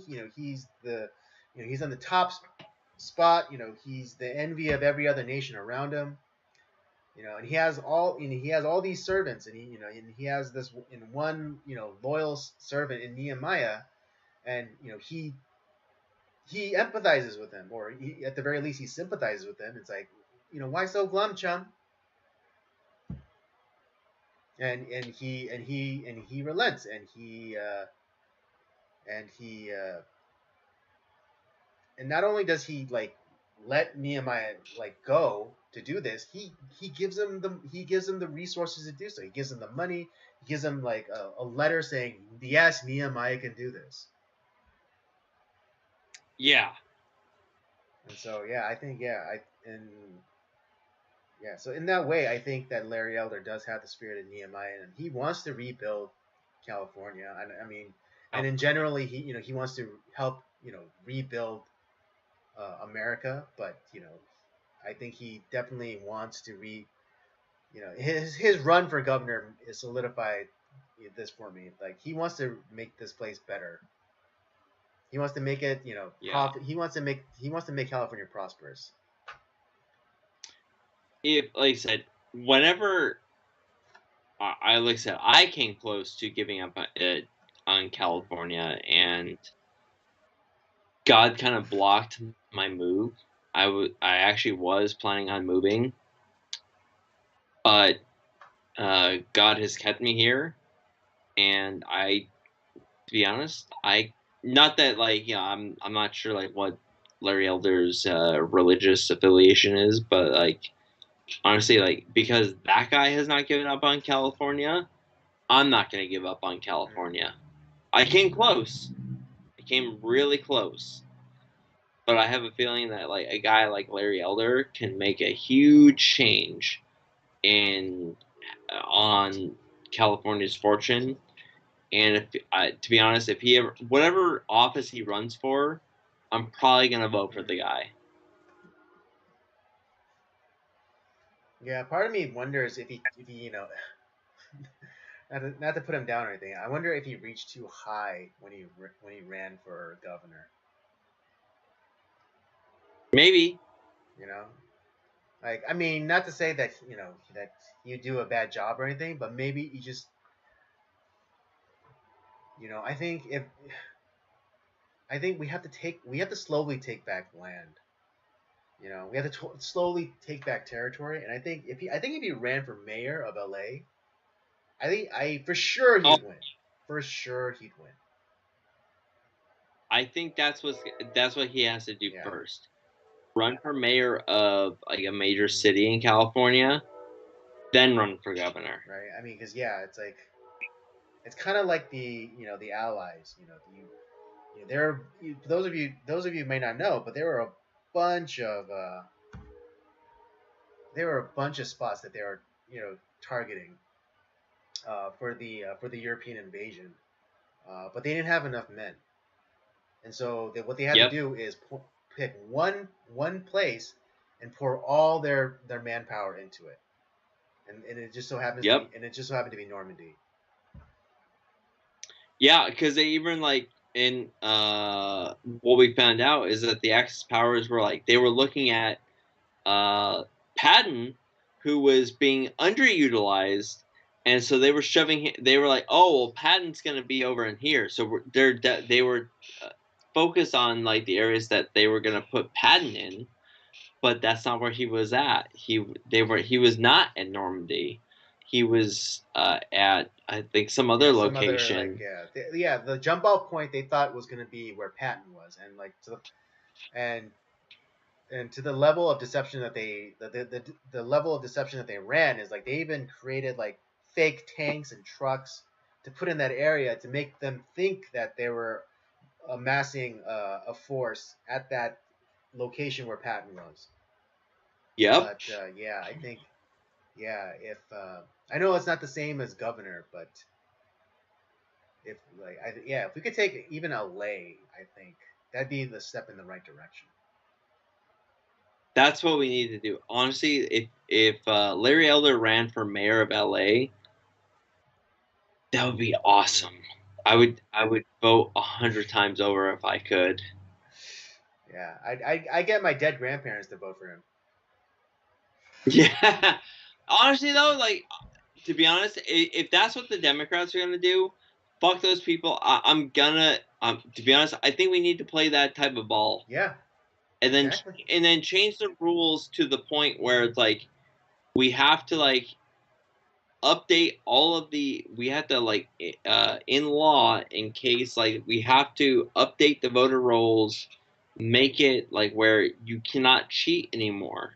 Right. Yeah, I'm tired. Yeah, it's no more of this principled losing crap that the Republicans are so keen on. You know, it's like if Republicans really think that they're the better people, then yes, use underhanded tactics, but then go back and kneecap yourself. So no Yeah, one else can exactly. follow. Burn the bridges behind you, so that no one else could follow. Bingo. Right? Because Exactly. That's if what they want to stand on the idea that was like, oh, we're so we're too principled to fight that dirty, then you're always gonna lose. I hope you enjoy that dirt. That it's like it's again kind of going back to the playground mentality. It's like I hope you enjoy that dirt that bigger kid is forcing you to eat. All right. Yeah, I'm really tired of that. Oh, we're gonna lose with dignity. It's like, well, no, I don't want to lose anymore. I'm sorry. Exactly. And again, if you are actually the better people, then yes, use the tactics and then burn the bridges behind you. All right, and Yeah, change and and then change the fix the laws, and problem. then change the laws. Yeah, fix the fucking problem. Exactly. Yeah, go through that gap in the fence, but then go back and close up and close up the fence. I mean, think about it. That's what George Washington did. It's like because everyone wanted him to stay in power, and they wanted him to be the king of the United States. He's like, no, I'm not gonna do that. Yeah, I He love burned the fucking bridges behind exactly. I him. love that line. When like yeah, they were thinking about making him king, and he said, "I didn't fight a war against George the Fourth to become George the Third, Third to become George the First." yeah, exactly. So if Republicans, if you are the better people, then fucking get through that hole in the fence, but then go back and fix the fence. Bingo. That's the only way. That's the only way to do it. All right. If you are those good people, if you are the better people, then do it. All right. Show it. Use their tactics against them, and then fix them. Fix them so that no one could ever use those tactics again. Exactly. But yeah, I mean, the last thing I would say um, about like this, particularly about this like Cassius bail stuff. That's how you get these fucking smash and grab mob robberies going on. There's no consequence. Yeah, they catch them. Yeah, they arrest them, but then they're immediately But why? released. You know, They're gonna be back out in the streets in like a couple of hours. Okay, big fucking deal. And then they go back and rob the same damn store, 10 hours later. yeah, exactly. And then you have like these emboldened thieves that just go and do whatever they want. I mean, in New York, there was a video that was released. I just saw before we started streaming, but this this leftist activist guy, he was outside of like a wedding with his girl, and he was violently stabbed to death, probably from someone who attacked somebody else like a few hours before, and probably who was Yeah, released, after he was caught like a couple months back, but because of the zero bail policy that they have in New York, he might have been caught, but he then immediately released. yeah, And so all those people that die they're on the hands of those DAs. yep, All those people that signed off on like this cashless bail crap, and the DAs that advocate for them, those needless deaths are on your hands. yeah. Just a terrible thing, and we live in a crappy society. But this is why I pray a lot. Yeah, I mean, if I didn't pray, then yeah, I probably couldn't stand to live this in the city, let alone the state. Um, Yeah, but yeah, that's all I got to say about that. yeah. Let's get into this fucking shitty movie review. I've been like dreading this all week. Ah, come on, Robert. It's not that I've bad. been It's not dreading. that. It's fucking terrible, and I'm gonna say why it's fucking terrible in a second. You'll have your opportunity to say your piece. Let me Yeah, you give let me hit it. you give your synopsis and all that bullshit, and I'll be right back. All right, let me hit everybody. Let me give everyone the synopsis and what we got going. Yeah, we'll be getting our movie review for tonight. Just to remind you again, tonight's movie is The Ladies' Man from 2000, starring SNL alum Tim Meadows, Billy D. Williams, also SNL alum Will Ferrell, Karen Parsons, Tiffany Thiessen, and a surprise feature, a surprise role by Julianne Moore. Here's the synopsis. After being ejected from his job for one too many vulgar and inappropriate comments, Leon unsuccessfully seeks employment from every radio station in Chicago. He receives a mysterious letter from his true love asking him to return to her. He just has to figure out who it is.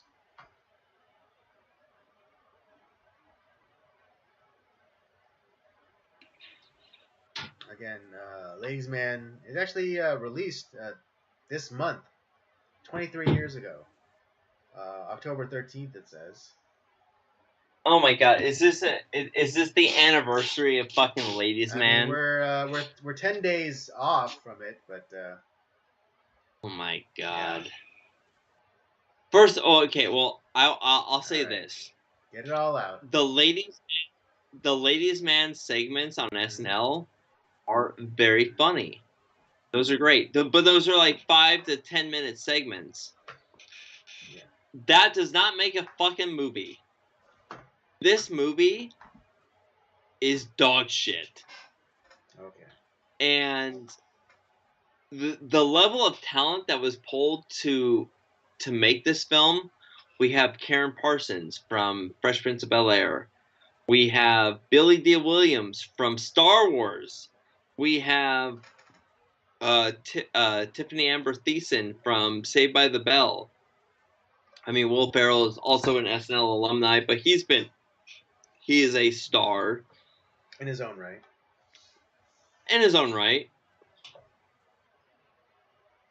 This is a bad movie.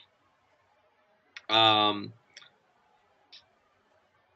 only because there's just not enough content to make a character, but then like all like it's not just a comedy movie. We're gonna bring in some drama, some romance, a musical into this fucking. There's a musical scene in this goddamn movie. Yeah, there is a musical number. Oh my god, it's just. And like the story is of like this guy that's fucking all these chicks, and like he has pissed off all these guys, but then he's also telling the guys about how like they're not satisfying their women enough, and that's why he's had to fuck them. And they're like, "Yeah, you're right, man. You're right. Oh, we're so wrong." It's just, and then like at the same time we have the. Oh, but I was wrong because there was a woman that I loved and I've been hurting her, and it's like, oh my, it just, this movie sucks. To be sure, there are some disjointed elements as well as some nonsensical. There's some nonsensical components to this movie as well. Andy, defend your movie. What is it about this film that you chose, that you liked about it, that you want to? I never said that I did. I never said that I did. I just know that you hated him, so that's my only reason why.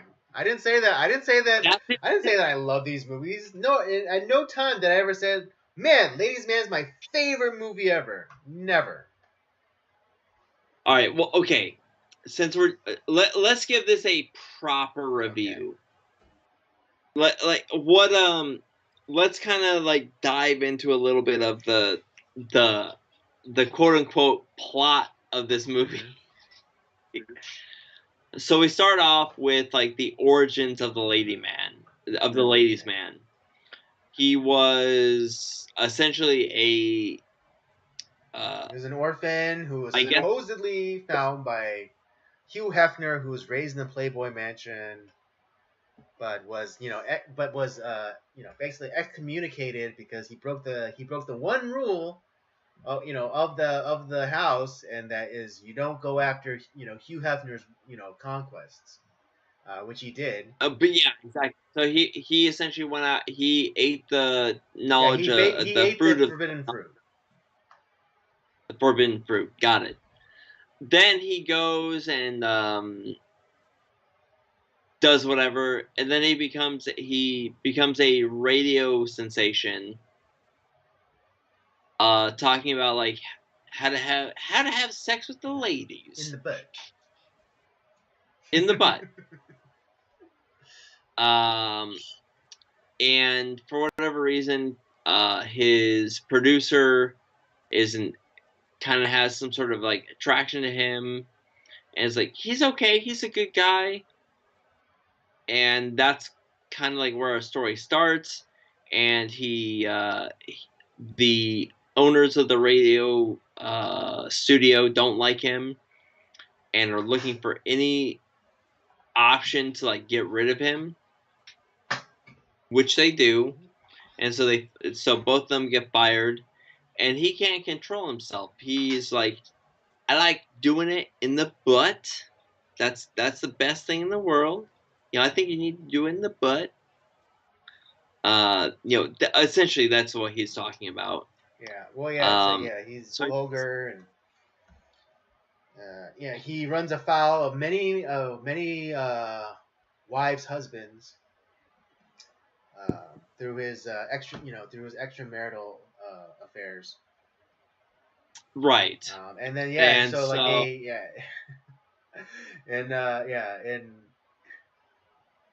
and what is it? They form like the very first support group / hate group for Leon. Which is so funny. It's funny because they actually had a website. It's like in the. I'll be honest. I did chuckle at that. That was actually pretty funny. I also did like the whatchamacallit, when obviously like him and Karen Parsons' character were they're still trying to find like work together, and she's like, well, I guess I can go to like my ex-boyfriend / boss who runs another radio station, and then they have that like weird contest like where it's like, let's eat the weirdest fucking bar food that we can think of, like the hog's nuts and like all the weird shit that chitlins, and then it turns out like he tricked them into eating shit. That was pretty funny. I was like, okay, that scene was funny. I'll admit, I did enjoy that, and that I think that same character who plays the former boss was also in Yes Man, and he's also pretty hilarious in that as well. But God, outside of that, like none of this movie was funny. It was just like it felt drawn out and ridiculous and over the top, and not over the top in a good way. Yeah. The musical. Yeah, the musical number really kind of came out of nowhere. That's where the movie lost me. The fucking musical number. And I'm not saying I'm anti-musical. I do like movies like West Side Story, Grease, Sound of Music, Blues Brothers. Blues Brothers, Singing in the Rain. I like those Blues movies. Brothers, the only why am I forgetting words tonight? The only good acceptable male musical. That is correct. All the other ones are musicals, but all the other ones are for chicks and homos. Well, yeah, you're right. Well, maybe I have a little bit of chick in me because I'm not a homo. So Are you men you like in the butt? You like a thumb in your butt? I don't know. I haven't had one Well, yet. that's the only context that I understand as maybe I have a little chick in me. So is that the only way we're gonna be able to do a review of the original West Side Story? Is like if I have a thumb up my ass? No, if you have a woman's thumb up your ass. Because you Oh said well, that, it's well, not. maybe I have a little bit of woman in me. Oh, gee. I wasn't saying like literally. Jesus Christ! Oh my Hence the God! comedy of errors. Hence the comedy of errors. Remember, I can't My turn it off, man. I can't turn it off. good Lord! Good fucking God! Anyways, well, to be honest, I would rather have a woman's thumb up my ass than a guy's dick in my ass. Oh So God, I don't know if that's too that's. far, man. That's just a bridge too far. Oh, boo! Boo, Robert! Boo. Boo! But yeah, I mean, I would be in agreement with you in that, you know, a premise for a 5 to 8 minute sketch does not make a movie. Um, That's the problem. It's like you're trying to stretch a 5 minute segment into an hour and a half movie, and and the level of talent that they pulled: Julianne Moore, Tiffany Amber Thiessen, Billy D. Williams, the dad from right, Friday, John Witherspoon, yeah. yeah, John Weatherspoon. Yeah, Why? How did they get these people? it's a bit of a wasted opportunity. This movie sucks. It's dog shit. Terrible. There are some moments of like some comedy in here that I'll be honest, I did chuckle at. I was like, okay, all right, you got me there. That's funny. Like Leon Phelps he is kind of a pathetic character who thinks that he does bed the ladies, but he's pathetic. He's kind of, to be honest, he's a little bit more like Boomhauer in a lot of ways from King of the Hill, where he just talks to a bunch of ladies, and eventually like people fuck him. I don't know. I don't know. I think I'd equate him more to a black Quagmire. Well, Quagmire and Boomhauer are pretty much equals. Not necessarily. You don't think No, so? I wouldn't draw a straight line between Quagmire and Boomhauer. That's interesting. Oh, let's see. That's an interesting discussion more than this movie is. Yes, that would be. Like, Yeah, I is wouldn't. Yeah, because Quagmire I think. more his Yeah, man? because I think Boomhauer would still be considered conventionally like attractive, and even though he does bed down a lot of women, he's not like a full on degenerate like Quagmire is. So you think Leon Phelps is more Quagmire than Yeah. Boomhauer?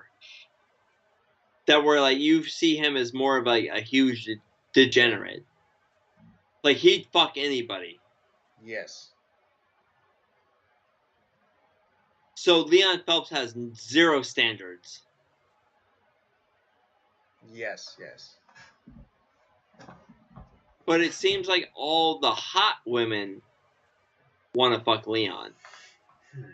True. Yeah, but I mean, no. But Well, okay. I mean, Leon let me walk it back just a slight bit. Yes, because I think Leon does have a standard, but I think he's still degenerate in the vein of Quagmire. So okay, let's, since this is a movie that we're gonna do in a couple weeks, would Leon Phelps fuck Molly Shannon's character from Superstar?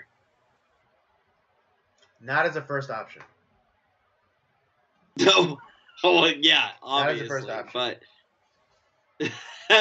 but if that was his only option, Perhaps. I'm not. Yeah, I'm not saying full yes. I'm saying perhaps. this is a conversation I did not intend us to She wouldn't be have. Molly Shan's character in Superstar. She would not be the first round draft pick,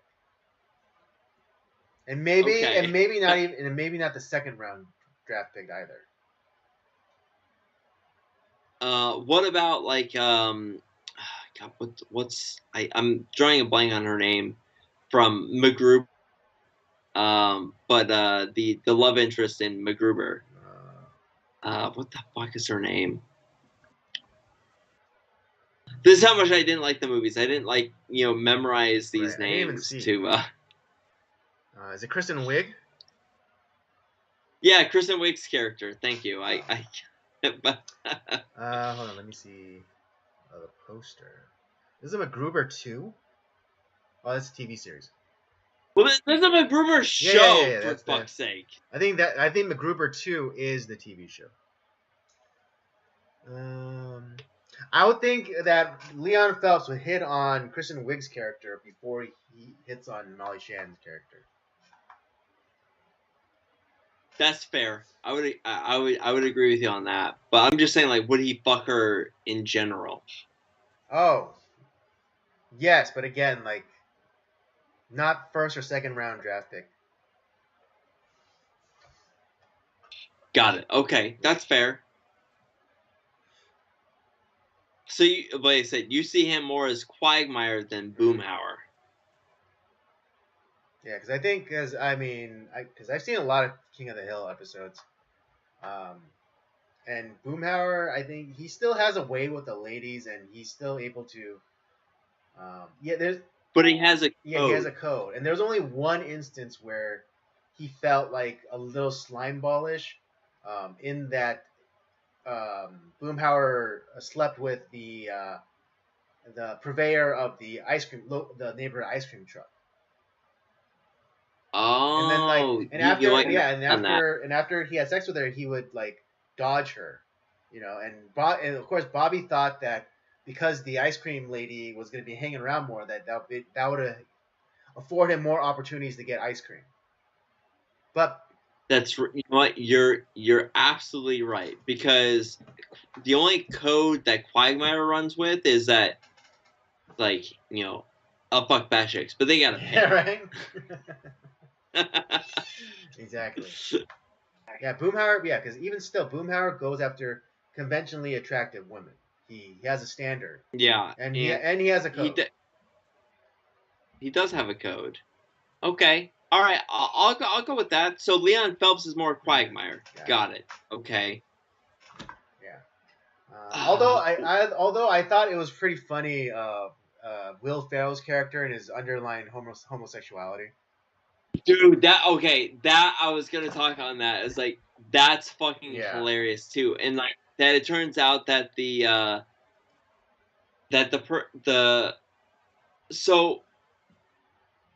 Tiffany Amber Thiessen, her character is the wife of Will Ferrell's character, which we eventually find out, Which we find out. Was she like trying to get with Leon? Or was she like, was this like kind of like, was she working with Will Ferrell's character to get at Leon? Or what? No, what was? No, it's she. What was going on there? I'm sorry. I'm trying. Maybe I'm bailing the movie out, like of it actually having a plot. But like, what was the point of those two characters? No, what was going on?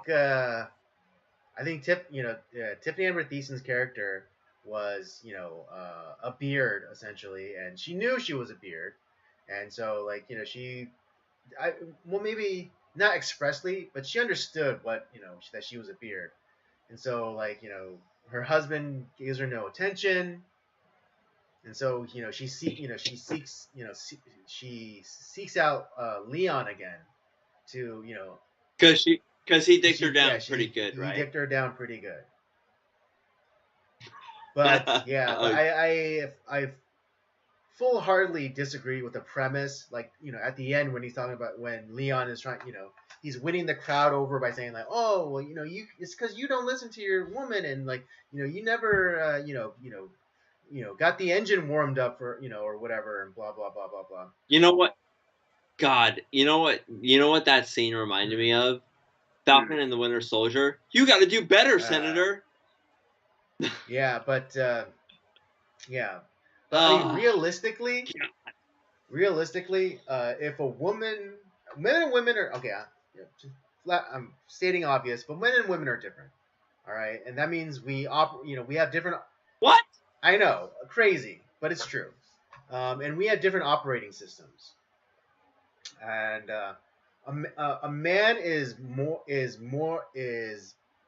better at compartmentalization than a woman is. Meaning that, I mean, not saying that you're going to, but if you were to have sexual relations with another woman, you are more likely to divorce your feelings from that interaction than if the reverse happened. Right. Yeah, exactly. And so, like, this idea that Leon, is dispensing this information about like, oh, if your woman, the reason why your woman sought me out is because you don't do the little things, and you don't, you have to listen to her and you have to attend to her needs and blah blah blah. That's a bunch of horseshit, because every man knows that when a woman cheats, like, she first cheats in her heart. Like, her emotions are like, she's already like checked out of your relationship to even fuck that guy. Because what is it? Men and like, women can't sport fuck like men can sport fuck. Yeah, exactly. So if you're in a relationship and your woman physically cheats on you, then she's already checked out of that relationship and she's already emotionally detangled from you and onto this new guy. Bingo. It's I know that's like a hard thing for people to understand, but yeah, like, men can cheat without it meaning anything, as opposed to like when women cheat. Exactly. And I mean, Leon even said that in kind of in like the, oh, you need to do better moment, when he's talking about like, oh, you need to do the little things. Like, that means you don't do the little things, and that's why she went after Leon. And even to reinforce that, that's why Tiffany Amber Thiessen's character reached out to Leon. Yeah, it's like, you're gay. You just haven't admitted it yet. Exactly, but also it's like she's already emotionally left her husband. She just hasn't done it physically yet. Right. And so that's why she reached out to Leon. This discussion has already been like more interesting movie, than the fucking. Yeah. So yeah, like that whole like, oh, you need to listen to your woman and blah blah blah blah blah. That's a bunch of horseshit. All right, the women have already left you in their heart. Like, if they haven't physically left you, they've already left you in their hearts. If they're fucking Leon, and you're chasing him because like they have all fucked him, you have lost your woman. Sorry guys. Exactly. Yeah. Well, okay, fine. I'll get to like what I didn't like about this movie. Well, one of the I guess the biggest thing I didn't like about this movie is towards the end, when Leon is having his come to Jesus moment with Karen Parsons' character, and like they make their feelings known for each other and they kiss, but then Leon notices the symbol on Karen Parsons' character's window, and then remembers it's the same insignia on the on the letter that he got. But he already declared his feelings for Karen Parsons' character, but then he still goes to go try and dick down Tiffany Amber Thiesen's character. Yeah, it's stupid. Like if he made that realization just before they kissed, then like I think Leon would have been more of a a relatable character. Exactly. Where it's like there's gonna be like this moment, and he's like, "Hey, I know that symbol," and he leaves. And then there's like, there's like she is seeing something, and like, but he like was Yeah, distracted he misses it. by and it's like, but they're already getting ready to like bone down. They're getting ready to go to Bone Right. Town, and then he sees that symbol. Is like, oh, I know what that symbol is. I know that's from the letterhead. Oh, I know who this person is. And he runs off. It's like, what the Right fuck? after after they both make their feelings for each other known. This not only is this like a bad comedy, but this is like it's a bad rom com. It's a bad everything. Yeah.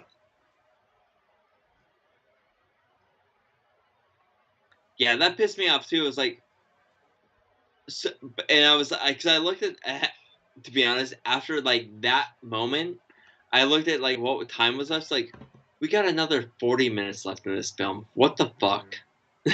It's like, what is going to happen in this a tragedy of? It's like it's so bad. Yeah, it's pretty bad. What other moments like either disappointed you or did you like or whatever about this film?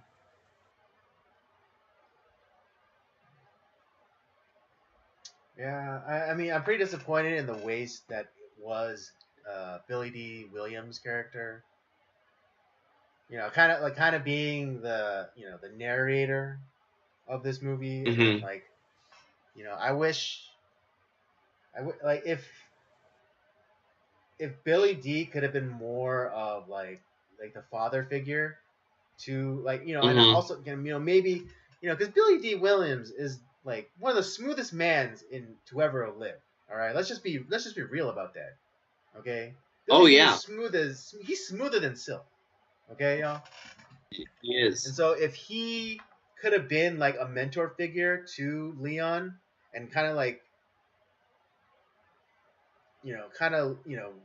warned him about like the player lifestyle or whatever, I think that would have gone a long way to help because he's criminal. Billy D. Williams is criminally underused in this movie. Absolutely. So I think if he was like a mentor slash father figure to Leon Phelps, I think it would have gone way better. Exactly. What else? Mm,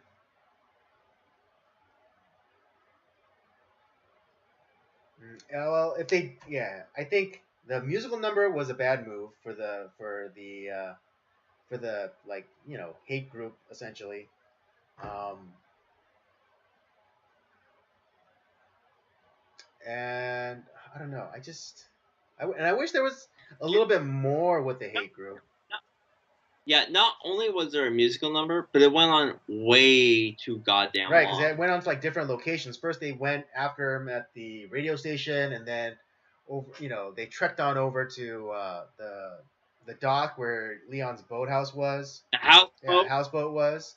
Yeah, Did it continue? Did it went to a third place, right? I think so. It's just like, what the fuck? Right, but yeah, it's like completely was the musical number was a complete misstep. But I wish there was a little bit more with the like the hate group. Um,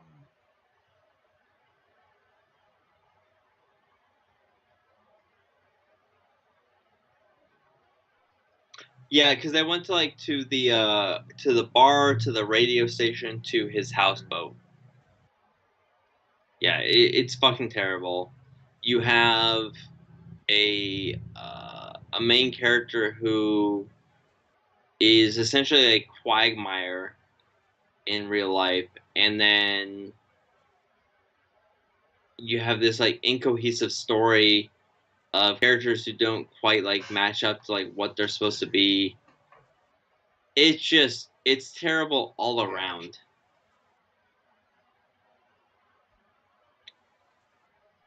Andy, you chose this movie.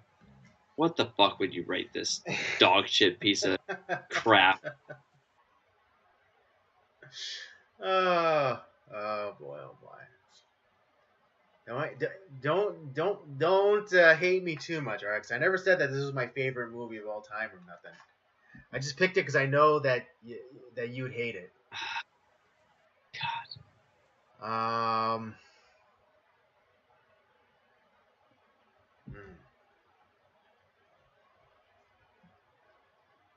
I'd give it a 2. I'd rate it a 2. Wow. I know That that's is generous. It's generous of me.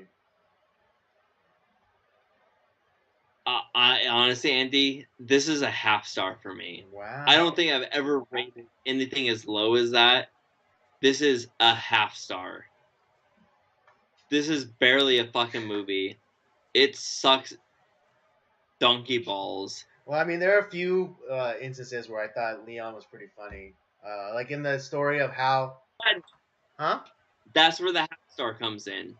Because there are moments where I did chuckle. Yeah.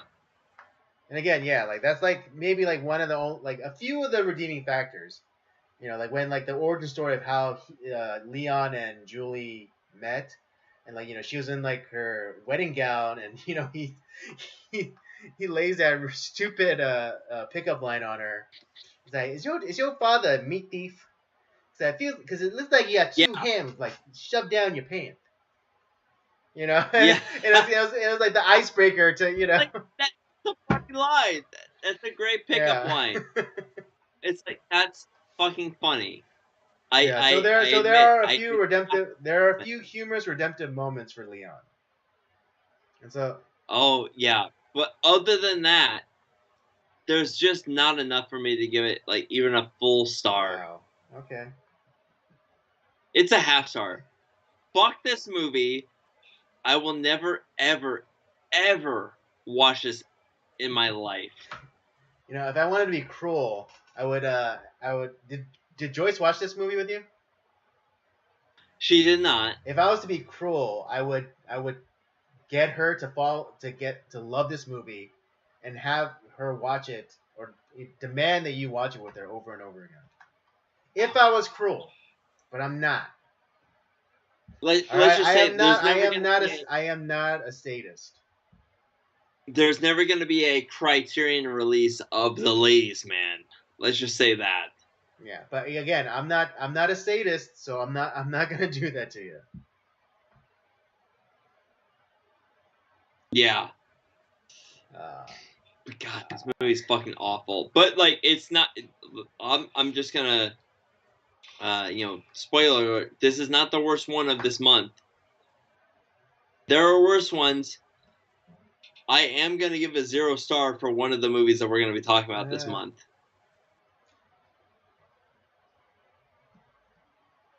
Okay. But I'm not gonna tell you which one. All right. So something to look forward to then, everyone. see which movie Rob hates the most.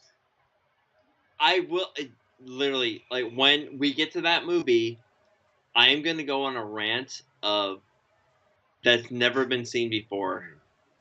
I had to get some beer for this one because this movie was bad. Oh, but the one that I'm gonna give 0 stars to, look out!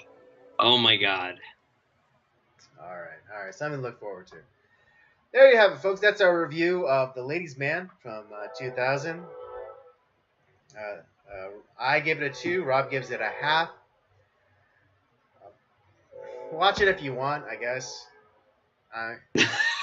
It's on Paramount. It's on Paramount. Go ahead. I mean, no one here is vehemently advocating for it, so watch it if you want.